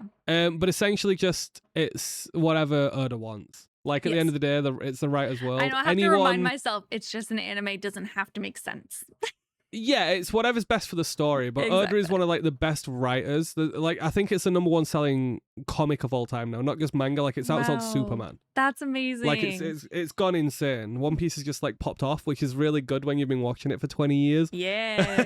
It's so cool. I think that them especially making the show for Netflix, the live action, is making, like, mainstream to, like, One Piece. And people are, like, now finding out about it. And that's so cool. It definitely has. And, like, adding it to Netflix and BBC iPlayer. And I love One Piece. I love, like, anime in general. One Piece is so good. Yeah. My wife just finished it. I'm not kidding. 3 weeks ago. Because we were watching it together on, like, my 4th, 5th watch through. Oh my God. And she just finished it. And it's really annoying because I'm caught up to the manga. Yeah. She doesn't want to watch. So there's a new arc that's come out at the minute. You're probably spoiled. It's Elbaf, whatever. Right? But obviously I'm not going to tell you anything in it. No, obviously not. But you'll know the word Elbaf. Okay. If you think. It does sound familiar.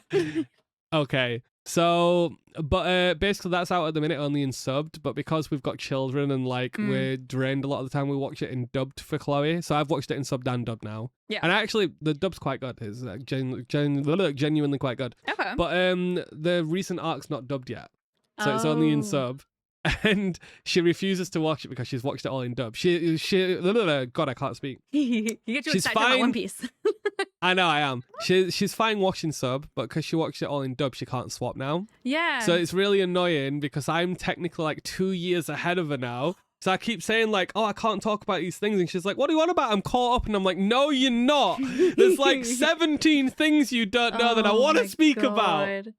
I mean, I understand where she's coming from because switching their voices after hearing 1,200 episodes is probably very jarring. It is very jarring. I feel like you could get used to it, but it would probably take like a good 10 episodes, which would be painful. Yeah. Have you met Best Boy yet? Best Boy Bart? I don't think so. No. You surely have you met? How far are you into Dressrosa? Again, spoilers, skip a little bit if you need to. We finished the background story of Law and Yeah, so you've met Bartolomeo. Have I? Oh I'm wait, yes sure I have. Dude, yeah, you're too English. I Rooster. just realized what you're saying. Bartolomeo. What Bro. Fine. Bartolomeo. Yes. You know what's hilarious though is like I was watching the live action. I'm still not caught up. I just like watch it very casually when I want to watch something. And we had like just It's very good. Yeah, it's so good. But we just started Season 2, episode 7, you will cry. I think I've already cried, so great. But It's Hero Looks backstory with Chopper. Oh yeah, no, that's actually the episode I stopped on because I was like, this is gonna be emotional. I'm not ready. Yeah, I watched it like I stopped there like a month and a half ago, and I'm like, I'll watch it eventually. Did you notice that they got an actor called Mark Haralick? No, I didn't. So it's like Dr. Hero Luke is played by Mark Haralick. That's Chopper cute. is played by Michaela Hoover, and reindeers have hooves. Oh, it's insane. That's cute. Like they're just finding like the perfect actors and actresses. That's so fun. Yeah, no, I saw this Chopper isn't even in a the RuneScape preview. podcast anymore. This is fine. No, trust. You're not the first person I've gone down a One Piece rabbit hole with on this podcast, and you probably won't be the last. But I like totally lost my train of thought. I don't even know what. Oh yeah, so I saw Bartolomeo or whatever in. Like Bartolomeo in Logtown in live action. Yeah, I was so confused because I saw him in the live action and I was like, yeah, whatever, this random dude. And then we started Dressrosa and he was like a challenger in this fight and I was like, what? And I'm like, are we really like way past this? And yeah, there was like backstory with him and I was like, that's actually kind of cool that they brought him in so early in the live action.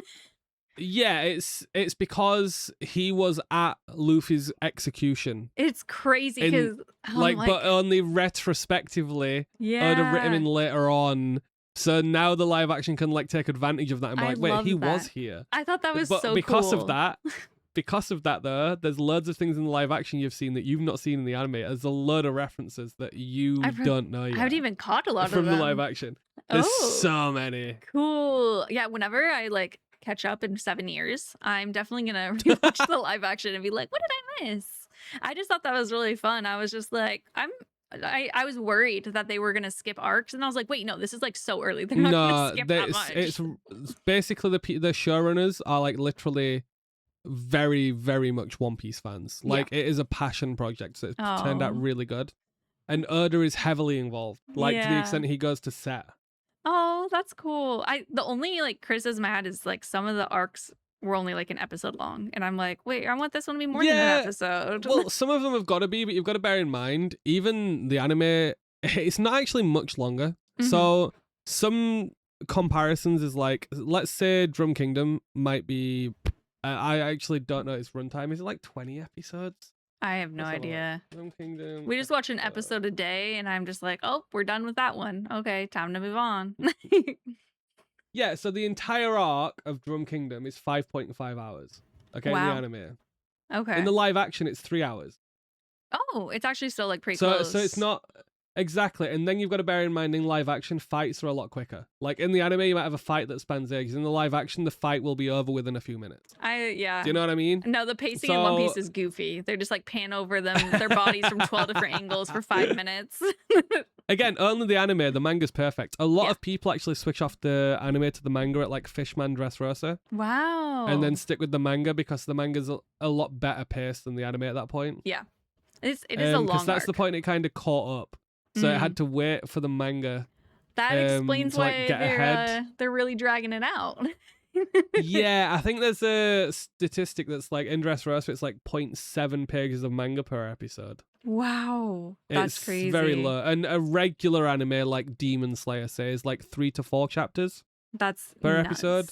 Oh my god. Yeah, but that's why the Wit Studio remake's going to be doing it. So like they're going to be doing the normal pace of like 3 to 4 chapters per episode. So it should be really interesting. Oh wow. Okay, I never like thought of it that way. That does make it feel a little bit better.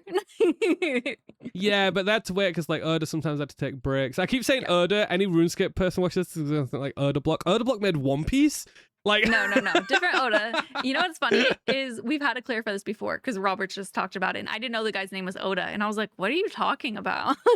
Yeah, Ikshiro Oda. He's a very, very good guy. It is kind of weird how often we talk about One Piece on this RuneScape podcast, but it's frequent. I mean, is this really a RuneScape podcast, or is it just a get to know a person podcast? Low key that, yeah. And you know what's funny is the next thing I was going to ask you is, what's up with that other game you've been playing? Which other game? The one that you, what was the name of it? Is it like the idle game? Oh, I said it earlier. Idle Obelisk Miner. Yeah. Oh, yeah. Obelisk Miner. Okay. See, like, you said it so quick. The mobile game that I did the sponsor for. Yeah. Okay. Wait. Tell us what that one's like because you're making it sound very fun. Yeah. Well, I mean, it's fun, but it sounds like this is going to be a sponsor segment. Do you want me to ask Alex to pay you? Is that what you want? Yeah, actually, if you can like do like a 20-minute segment real quick and then just message him, that would be like so great. Well, here's the fun thing. So let me just like explain a little bit. So basically, Idle Obelisk Miner at the minute is it's an idle mobile game that's got like no ads and no need to spend, and a lot of RuneScape creators are playing it because they've got sponsors for it. Oh. But let me explain. So I had a bout of shitty sponsors. I'm just going to openly say that. I don't give a crap if they hear me. It genuinely ruins some sponsors chances that I've got, but most people that'll leave because of that are shit sponsors, so I don't really care. Wow. Right?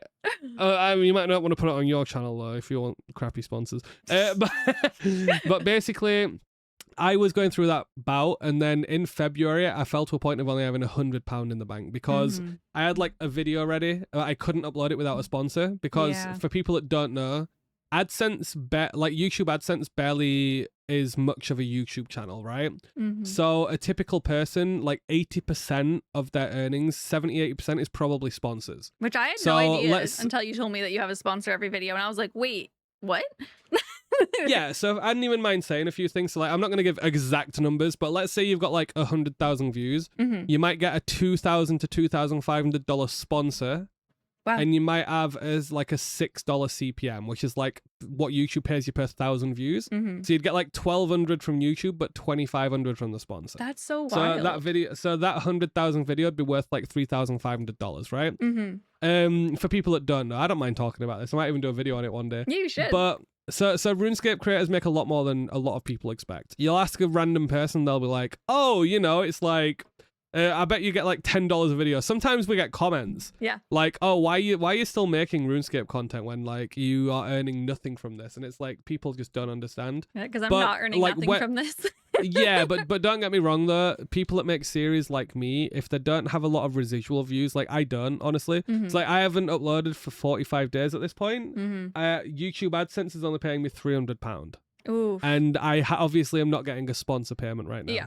So sometimes I have rough months because I have to wait for good sponsors because I have morals we went through earlier. So basically I ended up like playing an idle game called Idle Obelisk Miner because I enjoy idle games. I joined the Discord, and the person who developed it is an indie developer.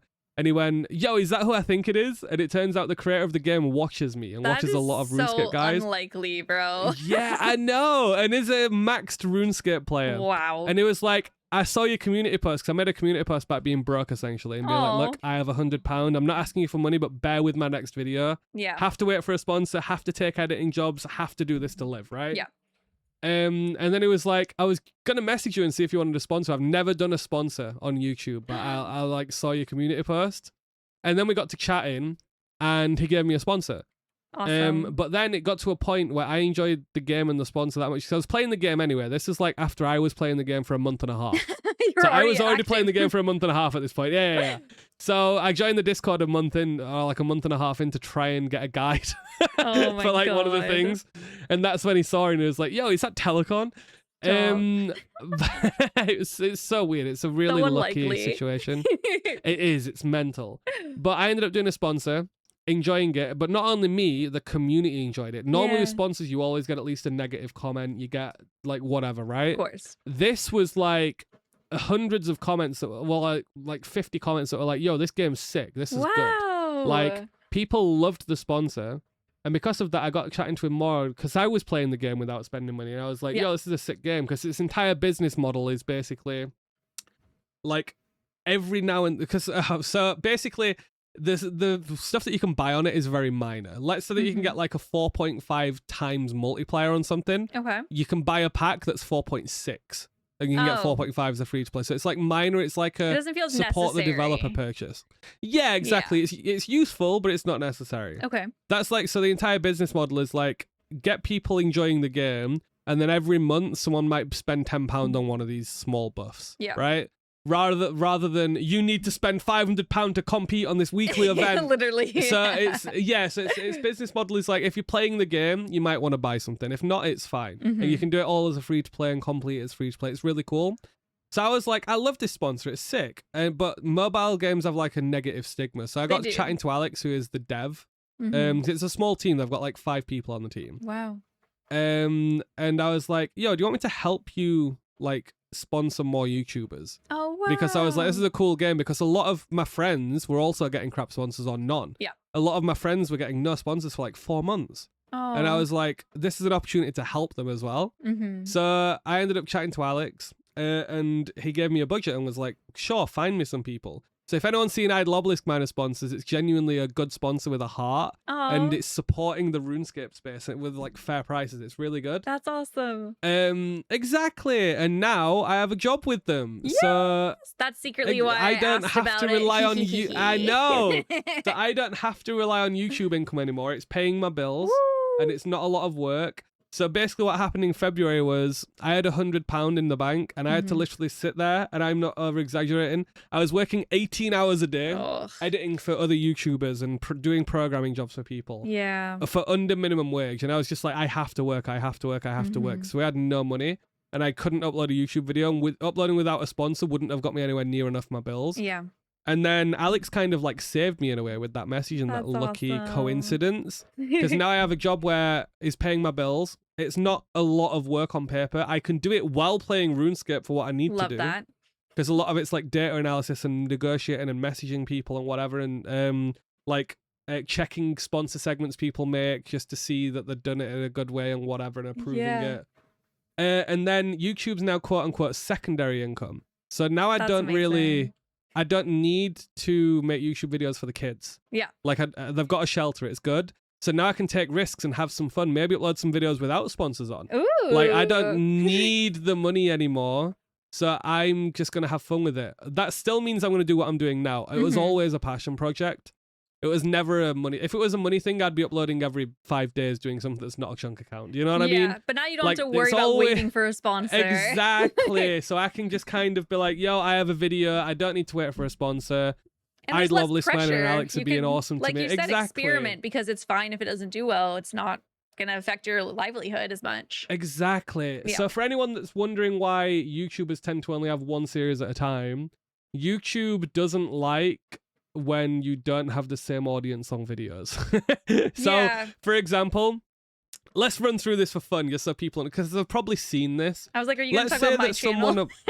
No, we're not going to do. Don't worry, you are not an example in this. So let's say that you have like a RuneScaper that's like series episode 1, 2, 3, 4, and you watch all of those series, and then they upload 2 videos that is like different video. Yeah. Like let's say the first 4 are Tile Man, and then they upload 2 PvP videos. Yeah. If you've watched all 4 Tile Man and then you don't click the 2 PvP videos, when they upload Tileman number 5, you're probably not even going to see that on your homepage. Wow. Because YouTube thinks you've ignored this person for these 2 videos. You don't like them anymore. Oh, you've been watching these other people. So I'm going to throw you their videos instead.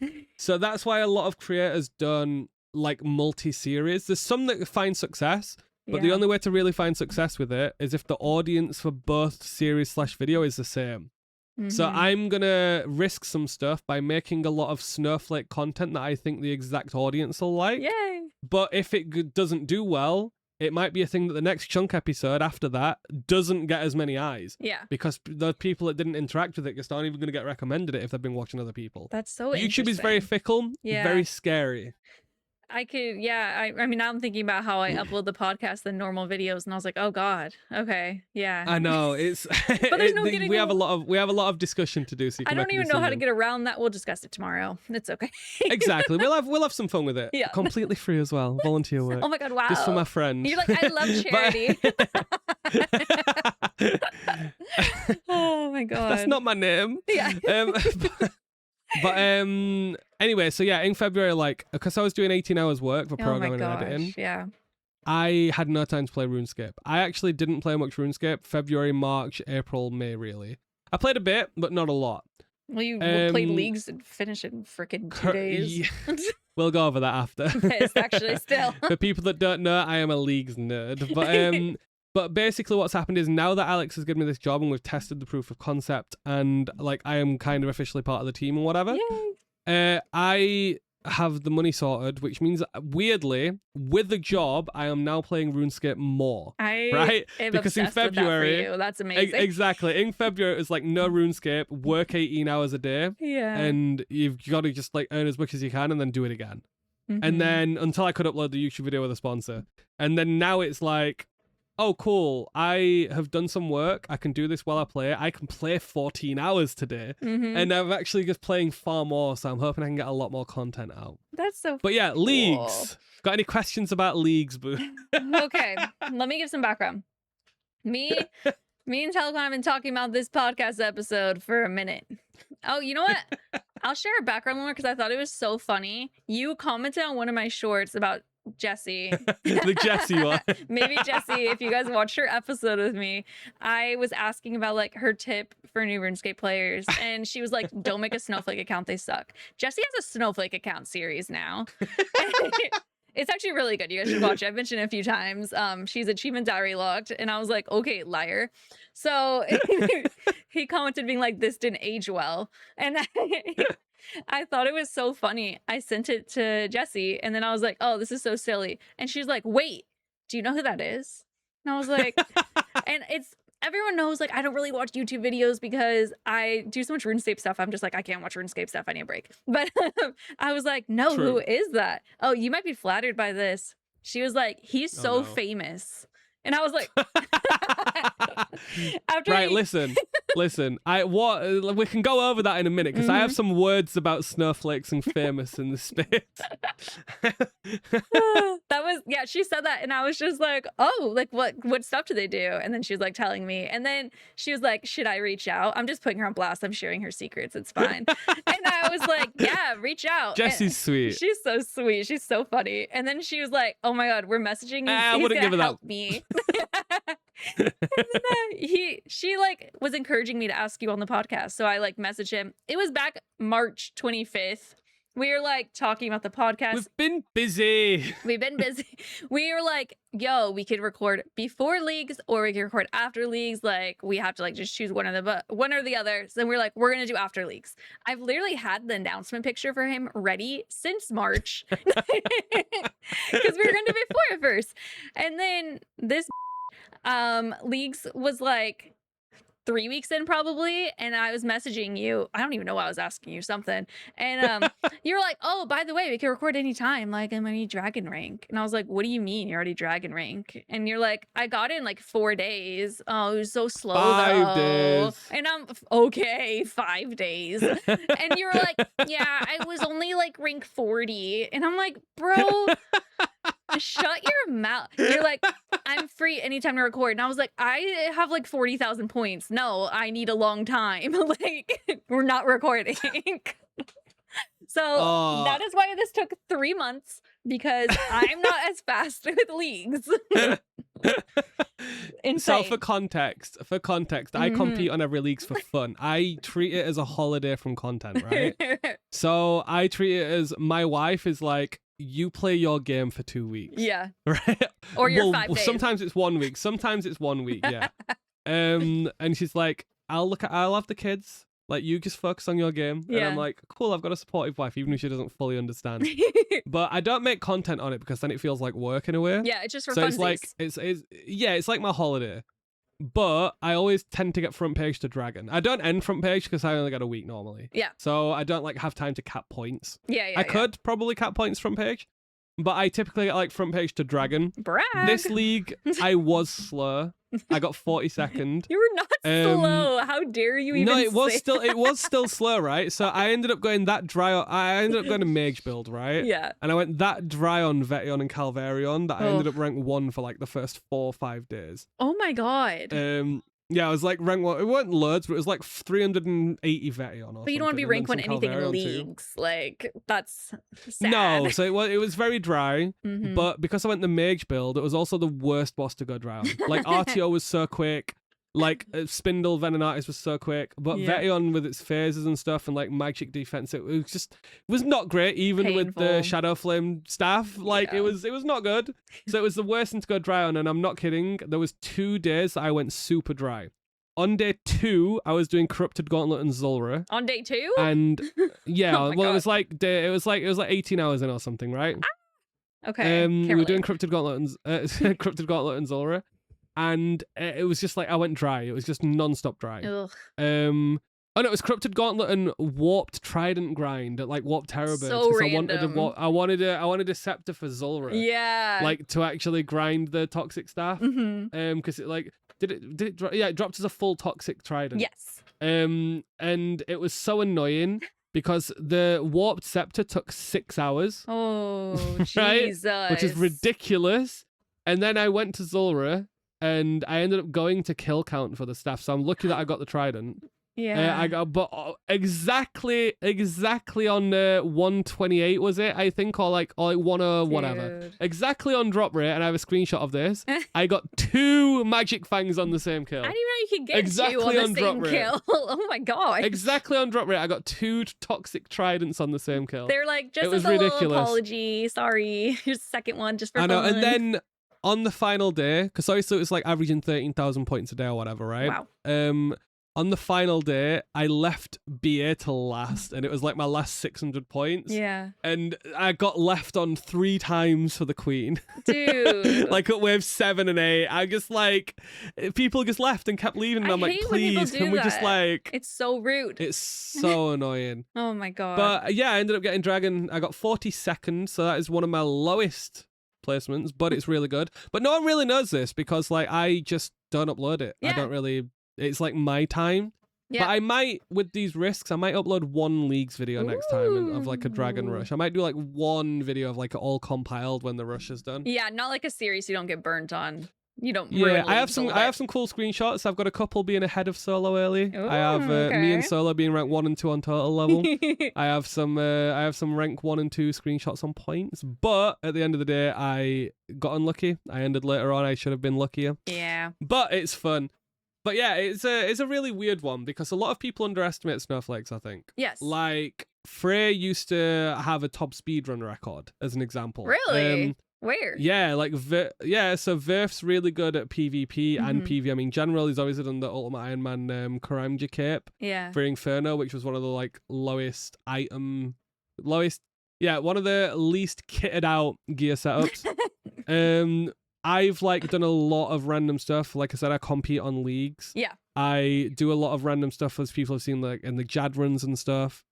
And I've got a hardcore with like next KC and top KC and stuff. Like we have a lot of cool stuff on the game. Yeah.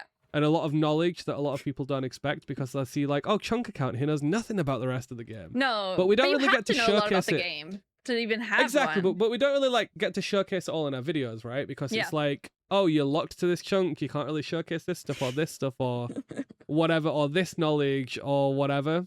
And because of that, it's like really rare. We like a lot of people will know the PKs, and a lot of people will know like a lot of the bigger guys, Yeah. or even big snowflakes like Limput who have made like that bang. But a lot of people are just like kind of unknown. Like it feels that way. Like there's just a lot of people that a lot of people don't know. Like the snowflake community feels like if you're a snowflake viewer, you watch snowflakes. Yes. But if you're like a PKing or a money-making viewer, you don't know anything about snowflakes, but you'll know about the other PKers and stuff and moneymakers. Yeah. But because of that, it's so weird. Like, it's so niche to watch you guys. Yeah, but we want some more, like, we want to like get out there a bit more. That's why podcasts are fun. That's why I might make some league videos. I might make a grandmaster video. Ooh, that'd be fun. Do it. But like just like a one grand, and then it's like, cool, this guy's a grandmaster. That's cool. Because like DM All Stars is mainly PKers. Yeah. But sometimes people get invited. We've had like one Snowflake representative really, which is Verf in season 2, I believe it was. Okay. And then I don't think there was any in season 3. Yeah. In like Gillinor Games, Settled, Verf, and Josh Isn't Gaming have been on one. So out of like 85 contestants, there's been 3 Snowflakes. Holy moly. It's mental. Everyone and needs it's to not, invite Tellacon. it's obviously, no, not saying that. I'm not bothered. We can invite Freya or anyone. It's just Snowflake. Okay. Snowflake representation is lacking. Yes. Not for anyone's fault. It's just a lot of people, again, like most people want to talk about their PKers. Most people want to talk about their casual money-making people because they know them more. Most people want to talk about a lot of people. The Snowflake community is just like very niche, but it is large. Yeah, they don't want to talk about maybe 150 hours at Underwatch. Exactly. It's like, oh, this guy can grind, but can he really play the game? Is a lot. It's something that we get quite a lot. And the right? secret is yes, they can. It's like it's insane. It's so fun, but it's also one of those things that I think is slowly coming to light. Like. Yes. Verf did get, and Josh have been on like GG and have showcased that, they're actually good at the game. Yeah. Which is showing a lot of other Snowflakes in a cool light as well. So it is slowly getting there, but it's taken a while. And it was like for the longest time, it was like Settled is the Snowflake, and that's it.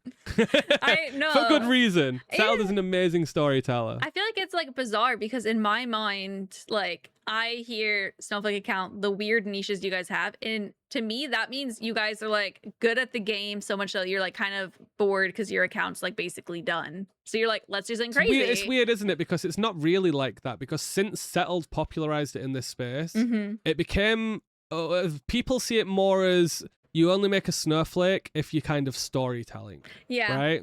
Yeah, I could see that so too. A lot of people see it as like making a story. Not everyone. A lot of people know the effort that goes into it and stuff. But like some viewers that don't enjoy Snowflake content, we hear it a lot. It's like, oh, you're just doing this because to like make a good story. It's more like a movie. It's not actually like playing RuneScape and grinding. It's like it's so weird.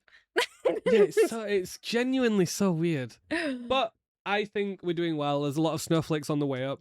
Yeah. And it's like, even because of the server that I run with all of the creators, I have like created a Python script. See, the programming comes back into it. Yep, of course it does. Created a Python script to like scrape YouTube and export everyone's data every month. Wow. Of like their subs, their views, their last 10 video performance and everything.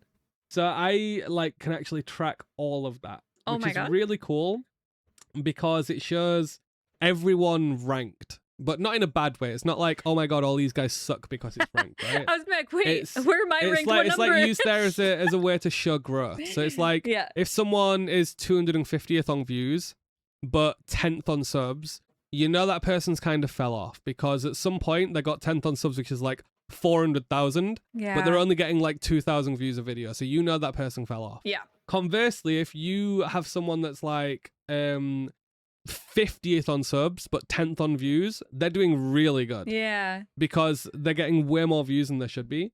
So, for example, even though Josh is new, he's currently newish. He's currently 6th out of every RuneScape person right now. Are you serious? That doesn't mean like he's the 6th biggest like subs or anything. It means in the last 10 videos uploaded, on average, he is bigger than everyone except for 5 people. Do you have everyone in the Discord on this list? Yes. Oh my God. Wait, what number am I? I don't think you were in the last run because okay. you joined the server recently. I'm kind of okay with that. I was like, I want to know my... But like it's used mainly for helping people. Like it shows all the medium views. It's got a full calculation. It's not a catty way ranking. View per subscriber. Yeah, no, it's a good comparative tool. Yeah. So me, for example, I am 27th. Okay. Which is nuts. Hello. Like, I'm the quote unquote the 27th biggest RuneScape creator, which is insane by view count in the last 10 videos. But by sub count, I'm 79th. Those are both top 100? I'm 67th. But that's what's insane. Like, I am the 67th most subbed. Yeah. But I'm the 27th most viewed. Yeah, which it is means interesting. that I'm getting more views than I should be. Yeah. And that's the case for a lot of snowflakes, which is why I brought this up. Interesting. Like, so Frey, for example, if we look at this list, he is 60th on subscribers, so 7 above me, but he's 24th on views, which is 3 above me, which is still huge. And then if you look at Josh, okay? Josh, again, is 6th for views, but 38th for subscribers. Wow. So he's like kind of just like blowing up a little bit then right now. Yeah, it's insane. That's interesting to see all the numbers exactly. like that. So that's why it's fun. And then conversely, there's some people like Mad Season's on the list because he did WoW content. Yeah. So his subs are inflated. So on this list, Mad Season is actually 4th on subs, but 39th on views on his RuneScape videos. God. So it's like it shows some really fun disparities. Yeah. Like SparkMac 5th on subs, 62nd on views. Because obviously he stopped uploading for a long time. He's got a lot of grandfathered subscribers. Yeah. So it's really interesting, but like the snowflakes are coming up. And the good thing is a lot of the people that I've been helping are coming up. Yeah. Like Dan Plays OSRS is 96th on subscribers, 31st on views. That's awesome. Rosie, who I have helped a lot. I love Rosie so much. 22nd on views. Alien Food, 20th. Like we're breaking through. You're like all the homies in the top 25. We're breaking through. That's amazing. Which is insane. But there's a lot of just like people that is so hard to hit on here. Like Settled is huge by a long shot. Yeah. For the record, the average Settled at the minute is on like a low from the Sailing 2. Like he's not had a huge million video in a while. Yeah. Settled's average video in the last 10 is 697,000 views. That's amazing. Second place is Soup at 367,000. What a big disparity between first and second. I know, it's insane. That's so interesting to see the numbers. I know, and then third is 250,000 at Solo Mission. Wow. And then it kind of stays quite like in line of 5 to 10,000 views between each one. Okay. But Soup and Settled are just like, nah. They're just like untouchable. That's crazy. Oh, you post this like in the Discord? Or do you just look at no, it? I have, there's nowhere that I've specifically put it, but it's in there. Oh, it's like, I'll send it every now and then if people ask. Yeah, I was like, if I'm ever on it, I want to see, because most our like first 2,500 subs were because Robert was playing New World and some of his videos popped off and got like 150,000 views. And then New World was fun that first week. Yeah, he was doing it for like a few months. We made like $2,000 one month and we're like, oh my god. And then like obviously that game doesn't exist. Whoa, don't leak your earnings like that. You're gonna get people asking for gifts. Oh my god, this was 5 years ago, and then we went into debt because we were like, oh my god, let's try to just stream. No, it was just a lot of YouTubers in debt, I'm hearing. It was just a good month. It was crazy though. Don't get me wrong, though. There are some really supportive people though. Like I streamed for a while. I would love to stream more, but I had to focus on work, obviously. Yeah, so I was streaming on Kick, a little bit of Twitch as well. YouTube's hard to stream on because, like, think of it this way: you're doing a 300-hour grind, and you have 40 days of thumbnails that are Jad. On day 41, when you upload a Jad thumbnail for a video, what happens? It's just no one wants to click it. Yeah, it's really tricky to like have that all coexist. But like I was mainly streaming on Kick because it's like where Frey and that was, but it went over there. I didn't really mind because the viewers wanted the ads, and there's a setting on there because I have morals, remember, so it's really weird to be like, I stream on Kick or streamed. Yeah. But there's a setting on there that like prevents your viewers that can prevent you from even seeing gambling stuff. That's nice. Also, there's no ads on there to show gambling, and every single viewer that I've had on there have said they've never been promoted gambling, so I wasn't that bothered. But the converse, the opposite side was like, on Twitch, it's like Amazon run, and it's like, it's not much better. There's a lot of problems on that side. Yeah. There's no winning. The cleanest streaming solution is YouTube. And YouTube but then that's got the problem of ruining the videos. So it's like, I just hated streaming overall. I mean, I like streaming, but I was like, where the f do I stream? So I just ended up doing Kick and Twitch in the end as a multi-stream, but Kick ended up getting bigger. So I just like streamed where the viewers wanted. It was up to them. And then Solo's just done his stream on Kick, and it's like, okay, no one got promoted gambling stuff. It's this weird thing because having morals does say kind of Kick's funded by Stake, don't go there. Yeah. But also Twitch is funded by Amazon and they have child labor and whatever comes out, right? And it's like, God. who wins? Who the do you know Everyone's what I mean? bad. Like, everyone's bad, so just pick a poison. Yeah. There's no winning. There's no point to overthink about it. It's like, this is just a place for people to watch. People preferred watching it with no ads on Kick. Yeah. And you're just like, I'll give the people what they want. I was just multi-streaming Kick and Twitch mostly. Anyway, it's just Twitch ended up being like 2 viewers and then Kick was like 50 odd. And it's like, oh, okay. Weird. Yeah. Fine. But I also never promoted stream. I've promoted it on 1 video. Oh, okay. I've never been like, because I was just doing it for fun. I was like, I don't think I want to do it consistently.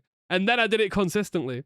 Wow. But there's been some really generous people. Like, I did get some huge donations at some points. I actually had the chair that I'm sat on bought for me because my back was hurting. Oh, that's and it's a Herman Miller Aeron. Okay, those are expensive too. Yeah, I know. And I got it bought by a viewer, honestly. That is so nice. And my back has changed so much since. Oh, that's like so cute. my posture's fully fixed. Oh my I've had it for like 6 months now. Whoever that viewer was, you saved his life. Essentially. He did. But then after that, because this happened, like obviously money isn't consistent on streaming. Yeah. So like it's basically like subs or nothing. Some months I'd get like £1,000-2,000 from viewers. Oh my gosh. Like that's what the chair was, right? Yeah. But some months it'd be 0. So the problem is like in February, I've got £100 in the bank. Do I do this stream for a month that is not guaranteed to get any money, or do I have to do these editing jobs that are paying like £5 an hour? Well, more than that, but it comes out to like, because I'm doing it so long. Yeah. Comes out to like minimum wage, and it's like I had to pick the consistency. It's so scary I didn't just streaming stream for a while. You're like relying on people's generosity. That's part of why I was like, I need in real life. And if I go back to content creation for job, I'm more interested in YouTube because you're not relying on people being nice. But also that's kind of why it's like interesting, because it's like if I go back to streaming now, there's less burden of being like, I need to make some money from this. It's just I'm gonna have some fun. Exactly. That's how it is for me now. Opening a stream and having fun is good. Exactly, and that's awesome. And then throw in a YouTube stream every now and then and just see what happens. Yeah, I do YouTube streams and they don't do as fun. well. Well, I'll end up multi-streaming on. I'll stream some of these Jad runs on Kick and Twitch. So if anyone wants to join in, ooh, I'll be linking both of those down below. Don't worry. Anything you mention, I'm like, I gotta look for that link. We will not be linking everything, but some stuff for sure. I'm gonna bleep that out, but I'll let you guys use your imagination on what you say. Jesus. Oh my god. So you're gonna start streaming soon? And then you put a link down there. It's just like bleep.com. Just bleep. Like redacted. Maybe I'll put that. We can move on to our Q&A though. We have a few questions for you. So the first one is from Harger in my Discord. He said, hey, I just saw Tellacon's coming on, so this is a question for him. My favorite one of your videos is your 100 click challenge. Do you think bold choice? Do you think Jagex should make an official high scores category for lowest amount of ticks to beat certain bosses? Or clicks, probably. I'm a little bit confused. Does that mean clicks or ticks? I think they meant clicks. Because reading it, I was like, this probably is clicks. Yeah. Okay. And what was your I don't know, click challenge? I didn't even watch that one. So it was just a one-off that I did for fun as a test. Yeah. So it sat in the middle. It got like 70,000 views. Holy moly. But it was just like a one-off, but I recorded it very quickly on like my main. Fun. Essentially, there's a plugin that like tracks clicks. Oh. And it was like kill a boss in 100 clicks, then kill the next one within 200 and 300. Yeah. But clicks are really interesting. I had this idea for a long time, and I gave an idea to Hanani as well. Oh, I assume you know Hanani. Yes, of course. She did like a 100 GP per click video. So that was like an idea that I helped with. Which is really interesting as a concept. But there's a lot of people haven't explored clicks enough, because think about it, right? I'm kind of curious. I'm like, I want to try this plugin. Yeah, so if I said to you, well, this is it just tracks clicks. Yeah. So if I said to you, like, how many clicks an hour do you do alking? Oh god, it's a disgusting number, I'm sure. I don't like thousands, tens thousands. Yeah, so well, let's just say anything, right? Let's just say I have a 4-tick action. Okay. And you have 6,000 ticks in an hour. Okay. Right? 100 ticks a minute. Okay, so you can do like 3,000? 1,500 of those. 15. So yeah, it'd be 2 clicks per. Oh so yeah, 3,000 clicks. A second. There's actually a time animation thing. Yeah. So, but let's just say it's 4 ticks, right? Okay. And it's like you click twice per action, and it's 3,000 clicks. So that obviously doesn't sound like a lot. 'Cause it's like, oh, you've been alking for an hour. Yeah. But now, if I said like, oh, you have 1,000 clicks to complete Dragon Slayer. Ooh. Like, it sounds a bit interesting, right? Yeah. So what happens if it's like, I have 1,000 clicks to beat Jad from scratch on a fresh level 3? Oh, is that even possible? Exactly. That's the idea that I had. That's the idea that I still want to do. Oh my god. But basically, I didn't have time to do it because it's a huge theory crafting thing. And people might take that idea. I don't know, but it's a fun video. So I did this RuneScape. I only have 100 clicks on my main, and Jad was the end goal of that. But I didn't even complete it on the main account, but we had some other goals on it. So it's really, really tricky, but it's a very, very interesting concept because like efficiency's out the window. Yeah. It's like playing RuneScape, but it's not XP per hour anymore. It's XP per click. So something that is like 500 XP but takes an hour is better than something that's like 5 XP that takes a tick. Or 500 XP in a tick, even if it's like 10 clicks. Because it's all based on the clicks. That's crazy. crazy. It's really fun. Oh my god. Okay, so I mean, with that in mind, with Harger's question, would you be interested if Jagex made an official high scores category for lowest amount of clicks to beat bosses? I don't know if they'd be able to properly because clicks are really fun to track on client side and server side. So it might not be fully accurate or cool, but I don't know. It could be interesting. The thing is, you have a lot of issues because like Giant Mole, you just have protect from melee up, go down, click boss. And then it might just die, and that's just a one-click thing. So it's like, you'll never kind of... For most bosses, the high scores will never change. It'll just be like the first 25 people to kill it. Yeah. So I think that's a bit boring. But somewhere like Tom. I think for like raids, maybe. Because you have to then pick between like eating or moving, and then and both of those are a click though. So I don't know. It's kind of interesting, but I don't think it had changed too much. I think time's a much better factor. Okay. Speedrunning, just normal. Yeah, I reckon speedrunning normal's fine. Okay. I reckon clicks could go in somewhere, but I don't think a high scores is where it'd go. I do want to see. It's just a plugin that just counts your clicks, you said? I want to... Yeah, so you can do left, right, and middle. So the only exception I made was I use my middle wheel for camera, so I guess disabled middle click. And I disabled right click too. So I had... The rule for me is like... If it's an action click, if it's a yellow or red click, then it counts essentially. Ooh, I might try that tonight just for myself because I'm curious how often I click around. Probably a lot. Oh, you would be surprised. I'm like, you would be very surprised. Especially because I'm trying to learn Coliseum and it's not going well. I will say I learned a lot from that video though. Really? Like I learned, there was a lot that I learned from that video because it was the first kind of long main account video that I did, and the video was doing super good up to a certain point and then clearly fell off at a certain point, and I know why. And there's a lot to learn from it. But I will say it's like got one of the most fun intros that I ever made on it. Okay, now I'm gonna go watch it. I mean, I'm actually gonna send you it. Watch 30 seconds even on the podcast. Okay, okay. Like, watch the first 30 seconds of this. I love the video intro. Okay, let me see. I had such fun with it. And then I'll put it over for everyone too after. Or yeah, I'll try to do it. I'm not great at editing. Let's see. Clicking. Something everyone does. It was so fun to make. I love this. The first thing we taught to do is click. We click to move, we click the door, we click the tree, we click everything. But what if you can't? What if every click mattered? What if you only had a few clicks? Very fun. This is so cool. Well, oh my gosh, how fun. And just that problem. In like a exhausting way. Yeah. I love that you're did take quite a bit to edit, but it was fun. Yeah, even in the intro, I love that the counter's on. That's so cool. Yeah, because at the end of the intro, it's like, and if you were wondering, in this intro, I clicked X amount of times. Wow. To like show how hard it was. Oh my god. It's so interesting. But I do think I still want to run back that idea with like a level 3 Iron Man. Oh my god. And just see what happens. But it's hard because on a level 3 Iron Man, you kind of need like 10,000 clicks for Jad from a level 3. Holy moly. Right? Yeah. But the thing is, that sounds like a lot. So here's the issue.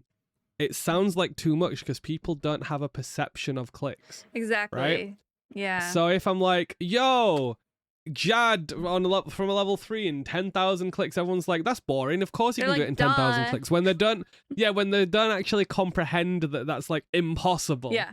That's the problem. So it needs to be like 1,000 and under. So it's very tricky. True. It's hard to like properly market it to be like, this is a challenge, you guys. Like, I swear to God. Exactly. It's genuinely so tricky because like you can explain it in the video and be like, yo, 3 hours of Valkin is all I've got. Yeah. And whatever, right? But at the end of the day, you need that click. Yeah. Clicks are king. Concept and clicks are king. So it's really tricky. So that's what put me off it. I have another series idea that I have noted down on paper that I spent weeks like actually trying to figure out.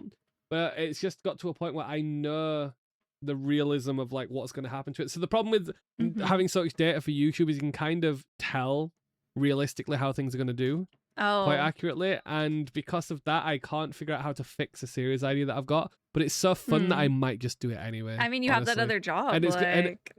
exactly, but it'd be a fun way to fill the gap between chunk episodes. Yeah, because realistically, chunk, I have like 4 episodes left in this chunk and it's going to take 12 months. Yeah, they take so long. That's an upload every 3 months. But then when I roll chunks, I might be able to upload every week for a while, which would be right good. Yeah, but I need some side content essentially because otherwise I'm uploading 3-4 videos a year. Yeah, no, that's like how I feel because I've started doing like my little GM videos, and then I'm like, I need to find something else to do. I don't even do CAs that much. Like, if I did a Grandmaster video, it would all be one video. Yeah, by the way, that was my impression of when you said it, and I was like, literally every one of my videos in the beginning, I make a joke about how long it's going to take me, and I just keep saying longer and longer and longer every time. It's like 40 years now.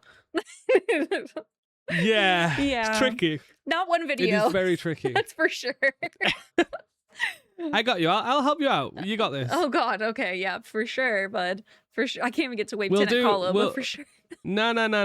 We'll do all like the top speed run and stuff together. It'll be great. Oh God. I've done some of them, like the 5-mans I've done. But anyway, next question is from RS Schools. I'm not sure if you're into questing, so we'll see. But which of the RuneScape quest lines lore did you enjoy the most and felt like it was a complete storyline? What's a quest? Oh my God. You know, you're really like, I've never done a quest actually. What's Cook's assistant? I've never heard of her. Oh no. So it's a really weird one. Okay. But like it's a standard one. I like the Majorat storyline, but only recently. Oh. Because Rosie made a video that was like an animated lore video of Desert Treasure. Yeah. And it just really made it fun. Ooh. In fact, I'll link you that as well. You could watch this. Yeah, because I don't know the lore that much there, but people say they really like it. And I'm like, dude, am I just like spacebarring too much? Because I'm not even getting an interesting story. Well, it's really interesting because Alien Food and like my crew voice acted in this video. Fun. So it's like... Yeah, but this made me like appreciate the story more because I always hated Desert Treasure. Yeah. But I loved when Desert Treasure 2 came out, and I was one of the first people in the game to complete that quest. Wow. Not the first, but like we were like the front runners because I had to make the guides. I was making guides at that point. Oh my gosh, yeah. So I wanted to be like the first person in the game to make a guide in each boss. So I had to be one of the first to complete the quest. Holy moly. And it worked out. It was pretty good. That's amazing. But it was so interesting that like. It just made me appreciate that entire quest line. And then I saw this video from Rosie. And it was nuts. In that first week, I got my own Soul Reaper axe. Okay. And I got my final piece the day after it dropped from 1 bill to 500 mil in a single day. So I was so sad. Of course. It was like the biggest drop it had, and I got it just after that. I mean, to be fair, 500 mil is still a lot. The Majra would be my favorite storyline too if I got a Soul Reaper the first week. Yeah, well, I mean, the Majra storyline as a whole is really cool because, like, again, even if you're just looking at it from a non-lore perspective, it's like, yo, you're gonna do the dig site, you're gonna get some like Herblore XP, unlock Bon Voyage, and like, so you need to do dig site anyway, which is a part of that quest line. It's so crazy, all those quests that you would not even think of are part of the Desert Treasure. Yeah, but this is the point though. Like all of the Majorat quest line are like, well, not all, but a lot of them are like really good XP. Like Fight Arena's in it.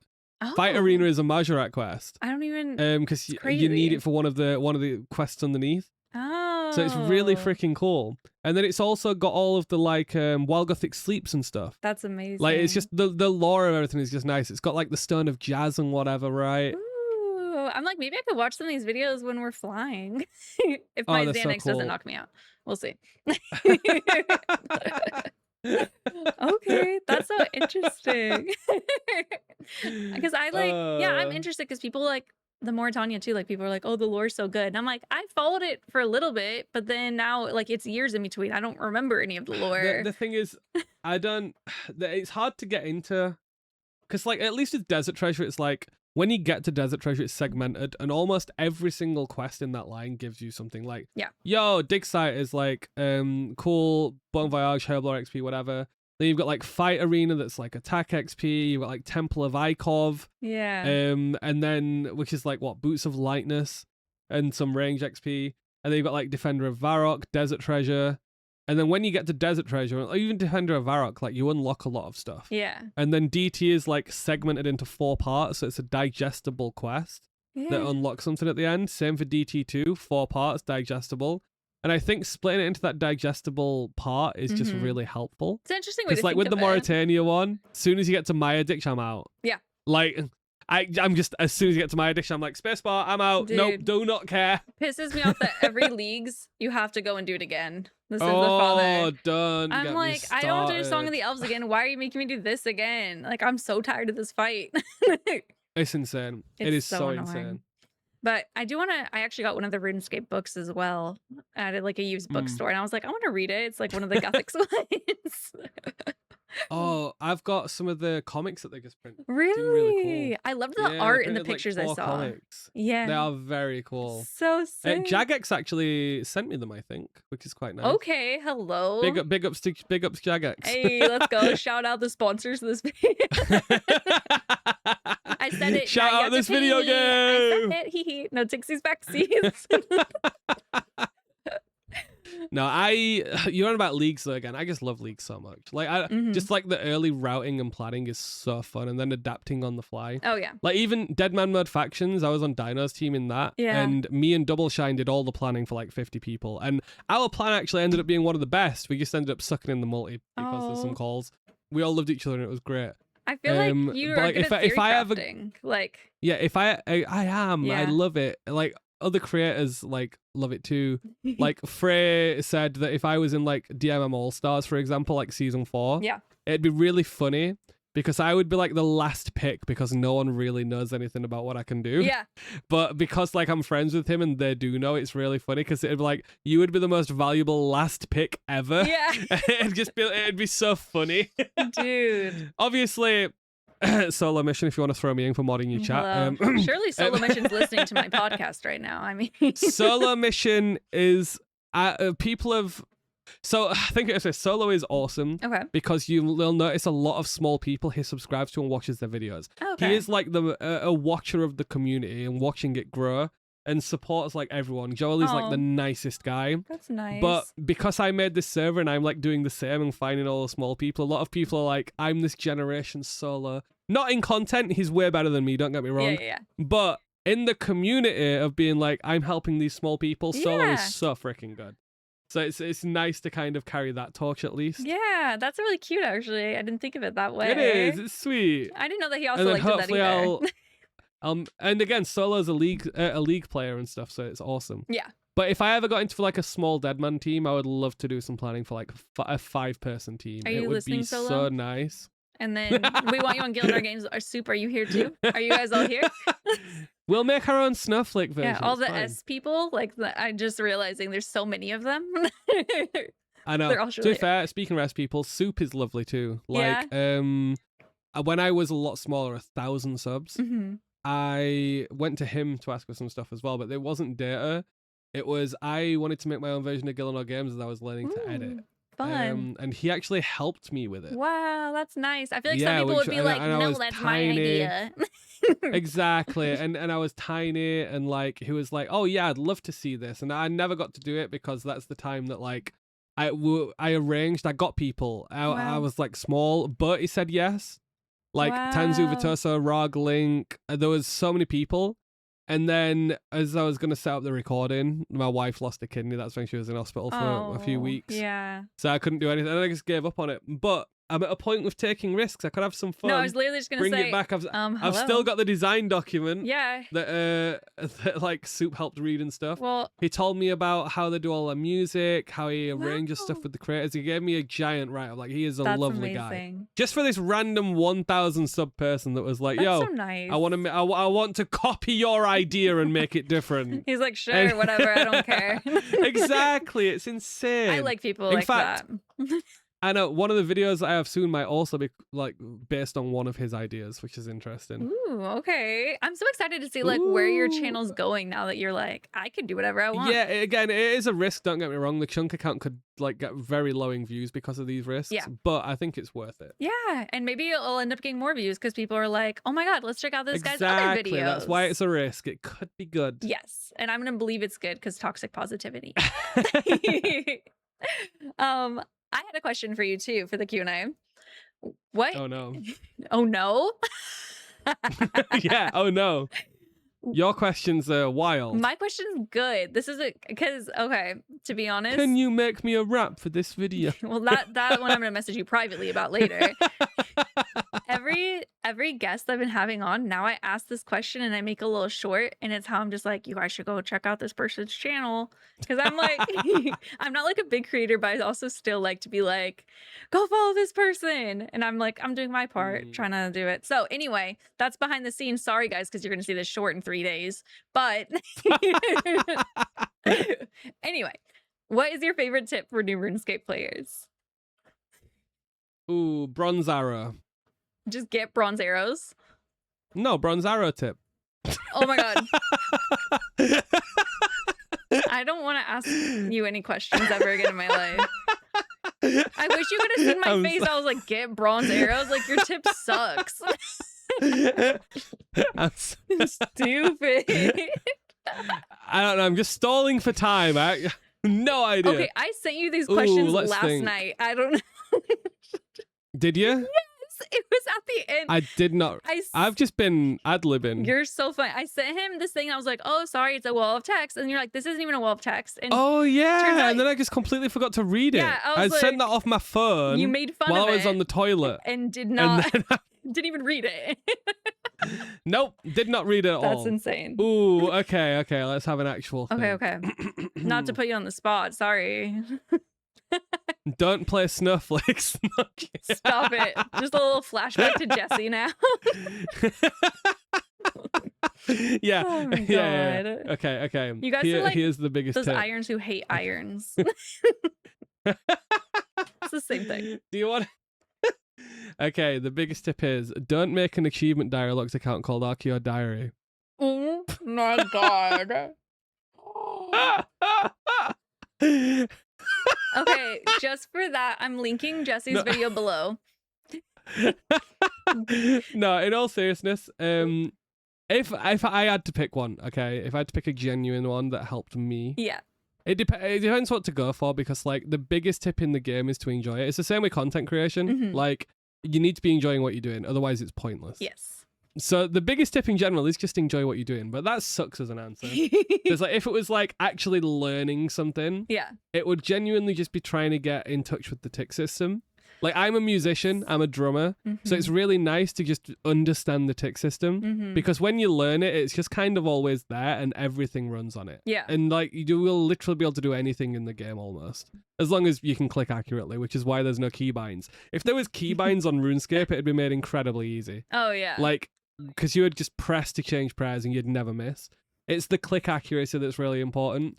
So, aim trainers, that's it. If you're doing anything intense, is one. Yeah. And then get in touch with the tick system.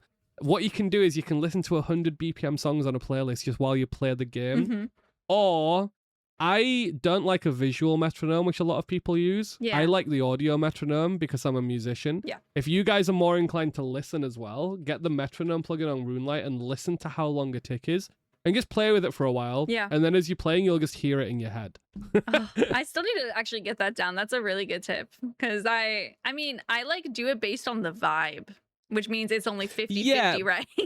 but you will get the vibe though, because the problem is a lot of people can kind of understand the like time between ticks. Yeah. but you also have to make sure that you're clicking like a prayer on before the tick ends and then off after the next tick starts. I know it's so like, if you tricky. get that timing slightly off, that's what screws people up. Yeah, and that's the story of why I'm having a hard time getting Inferno or Coliseum. For the record, really I've also never entered the Coliseum outside of leagues. Really? So that would be one thing. Yeah, I've not played my hardcore or main since. New I've been doing the chunk account. Video idea. I'm locked and all I could do is Coliseum for gear. So you have to wait to have the sun fired. Easy. It could be like a bonus video at the end of chest locked. There's a chest there. Why not? Exactly, it is a chest. It's a chest that never got spoke about because it wasn't out when I was doing chest locked. Well, very interesting. There we go. So many video ideas in this episode. I know. Write them all down for me, please. Yeah. It's like 3:30 a.m. I am delirious. Yes. I don't know what I've said. It's okay. I've probably told you about all the murders that I've committed. I don't know. You haven't. What? Let's stop there. No. I'm just on about the imps on the volcano. For sure, They're not really people. And all the little mice underwater. Your little, what are they called? The toys? The mouse toys? They're not alive. They're clockwork. Clockwork. There we go. Anyway, that's kind of bleak. But tell us, what socials, do you use any social medias really? Like, what am I going to be Not linking? really. I've been told by Jesse that I should use Twitter, but then I go on there and I read DGen Code stuff and I said no. No, so there's a tab that says for you and there's a tab that says followers. I only click followers, so I don't see anything from someone I don't follow because I'm like, no. Yeah, but how do you find people to follow if you're not hoarding through? I just slowly follow my friends. And honestly, whenever we started the account, Robert went and just followed a bunch of like big creators. And I'm just like, all right. And then from there, you know, you see them like retweet stuff and you're like, oh, that's funny. Like, I'm going to follow this person. Yeah, true. Let's think. If anyone genuinely wants to chat, always open. I have a Discord server. You can DM me. Yeah. I'm happy with that. You can have the link for that. And it's in my descriptions too. Cool. I was gonna be like, I don't really use social. Yeah, I don't really use social media. Well, I'm gonna link the Twitter or the Twitch and the Kick. Just in case. I will stream. A lot of people on stream know a lot about me. I am an open book. Nice. It's very fun. The wife comes on and face paints me on stream sometimes. Fun. Oh my god. But I haven't streamed for like 4 months because of real life issues. But I'm gonna stream some runs again. So Yay! I'll do multi-stream Kick and Twitch. Why not? Oh my gosh. Okay. So exciting. feel free to click one of those. Yeah. Go watch on both of them. And then there's a special Bunebape Tellacon collab stream. Yeah. But I only stream on Twitch. But I've never done. Where we're gonna play. We wouldn't even get anything done. We'd just be sitting there and be like, watch this music video. And be like, what do you think of this song? Listen, my God. That's the perfect way to be. Yeah, everyone's going to be in chat like, this is boring. Can you guys go to a raid? I don't even think people are gonna get this far in this video. Don't worry about it. If you're here, you gotta come and be like, I made it that far. Oh no, like please. If you're here, you've got to comment. Yeah. Bunebape smells. ... I don't think that you need to comment anything, to be honest. Like I feel. Oh, okay. So you don't want any comments, just to confirm. Just for the algorithm's sake. I guess you could say that, but let's be clear, it's a lie. Anyway, well, thank you so much for joining. This was a lot of fun. No, it's been fun. You can chat to me whenever. This has just been hanging out. I know, yeah. I forgot this was recorded. I hope I didn't say anything too bad. No, it's okay. You just said the one thing that I'm gonna bleep, but that's all right. But yeah, and thank you guys so much for listening, and we'll catch you guys next time.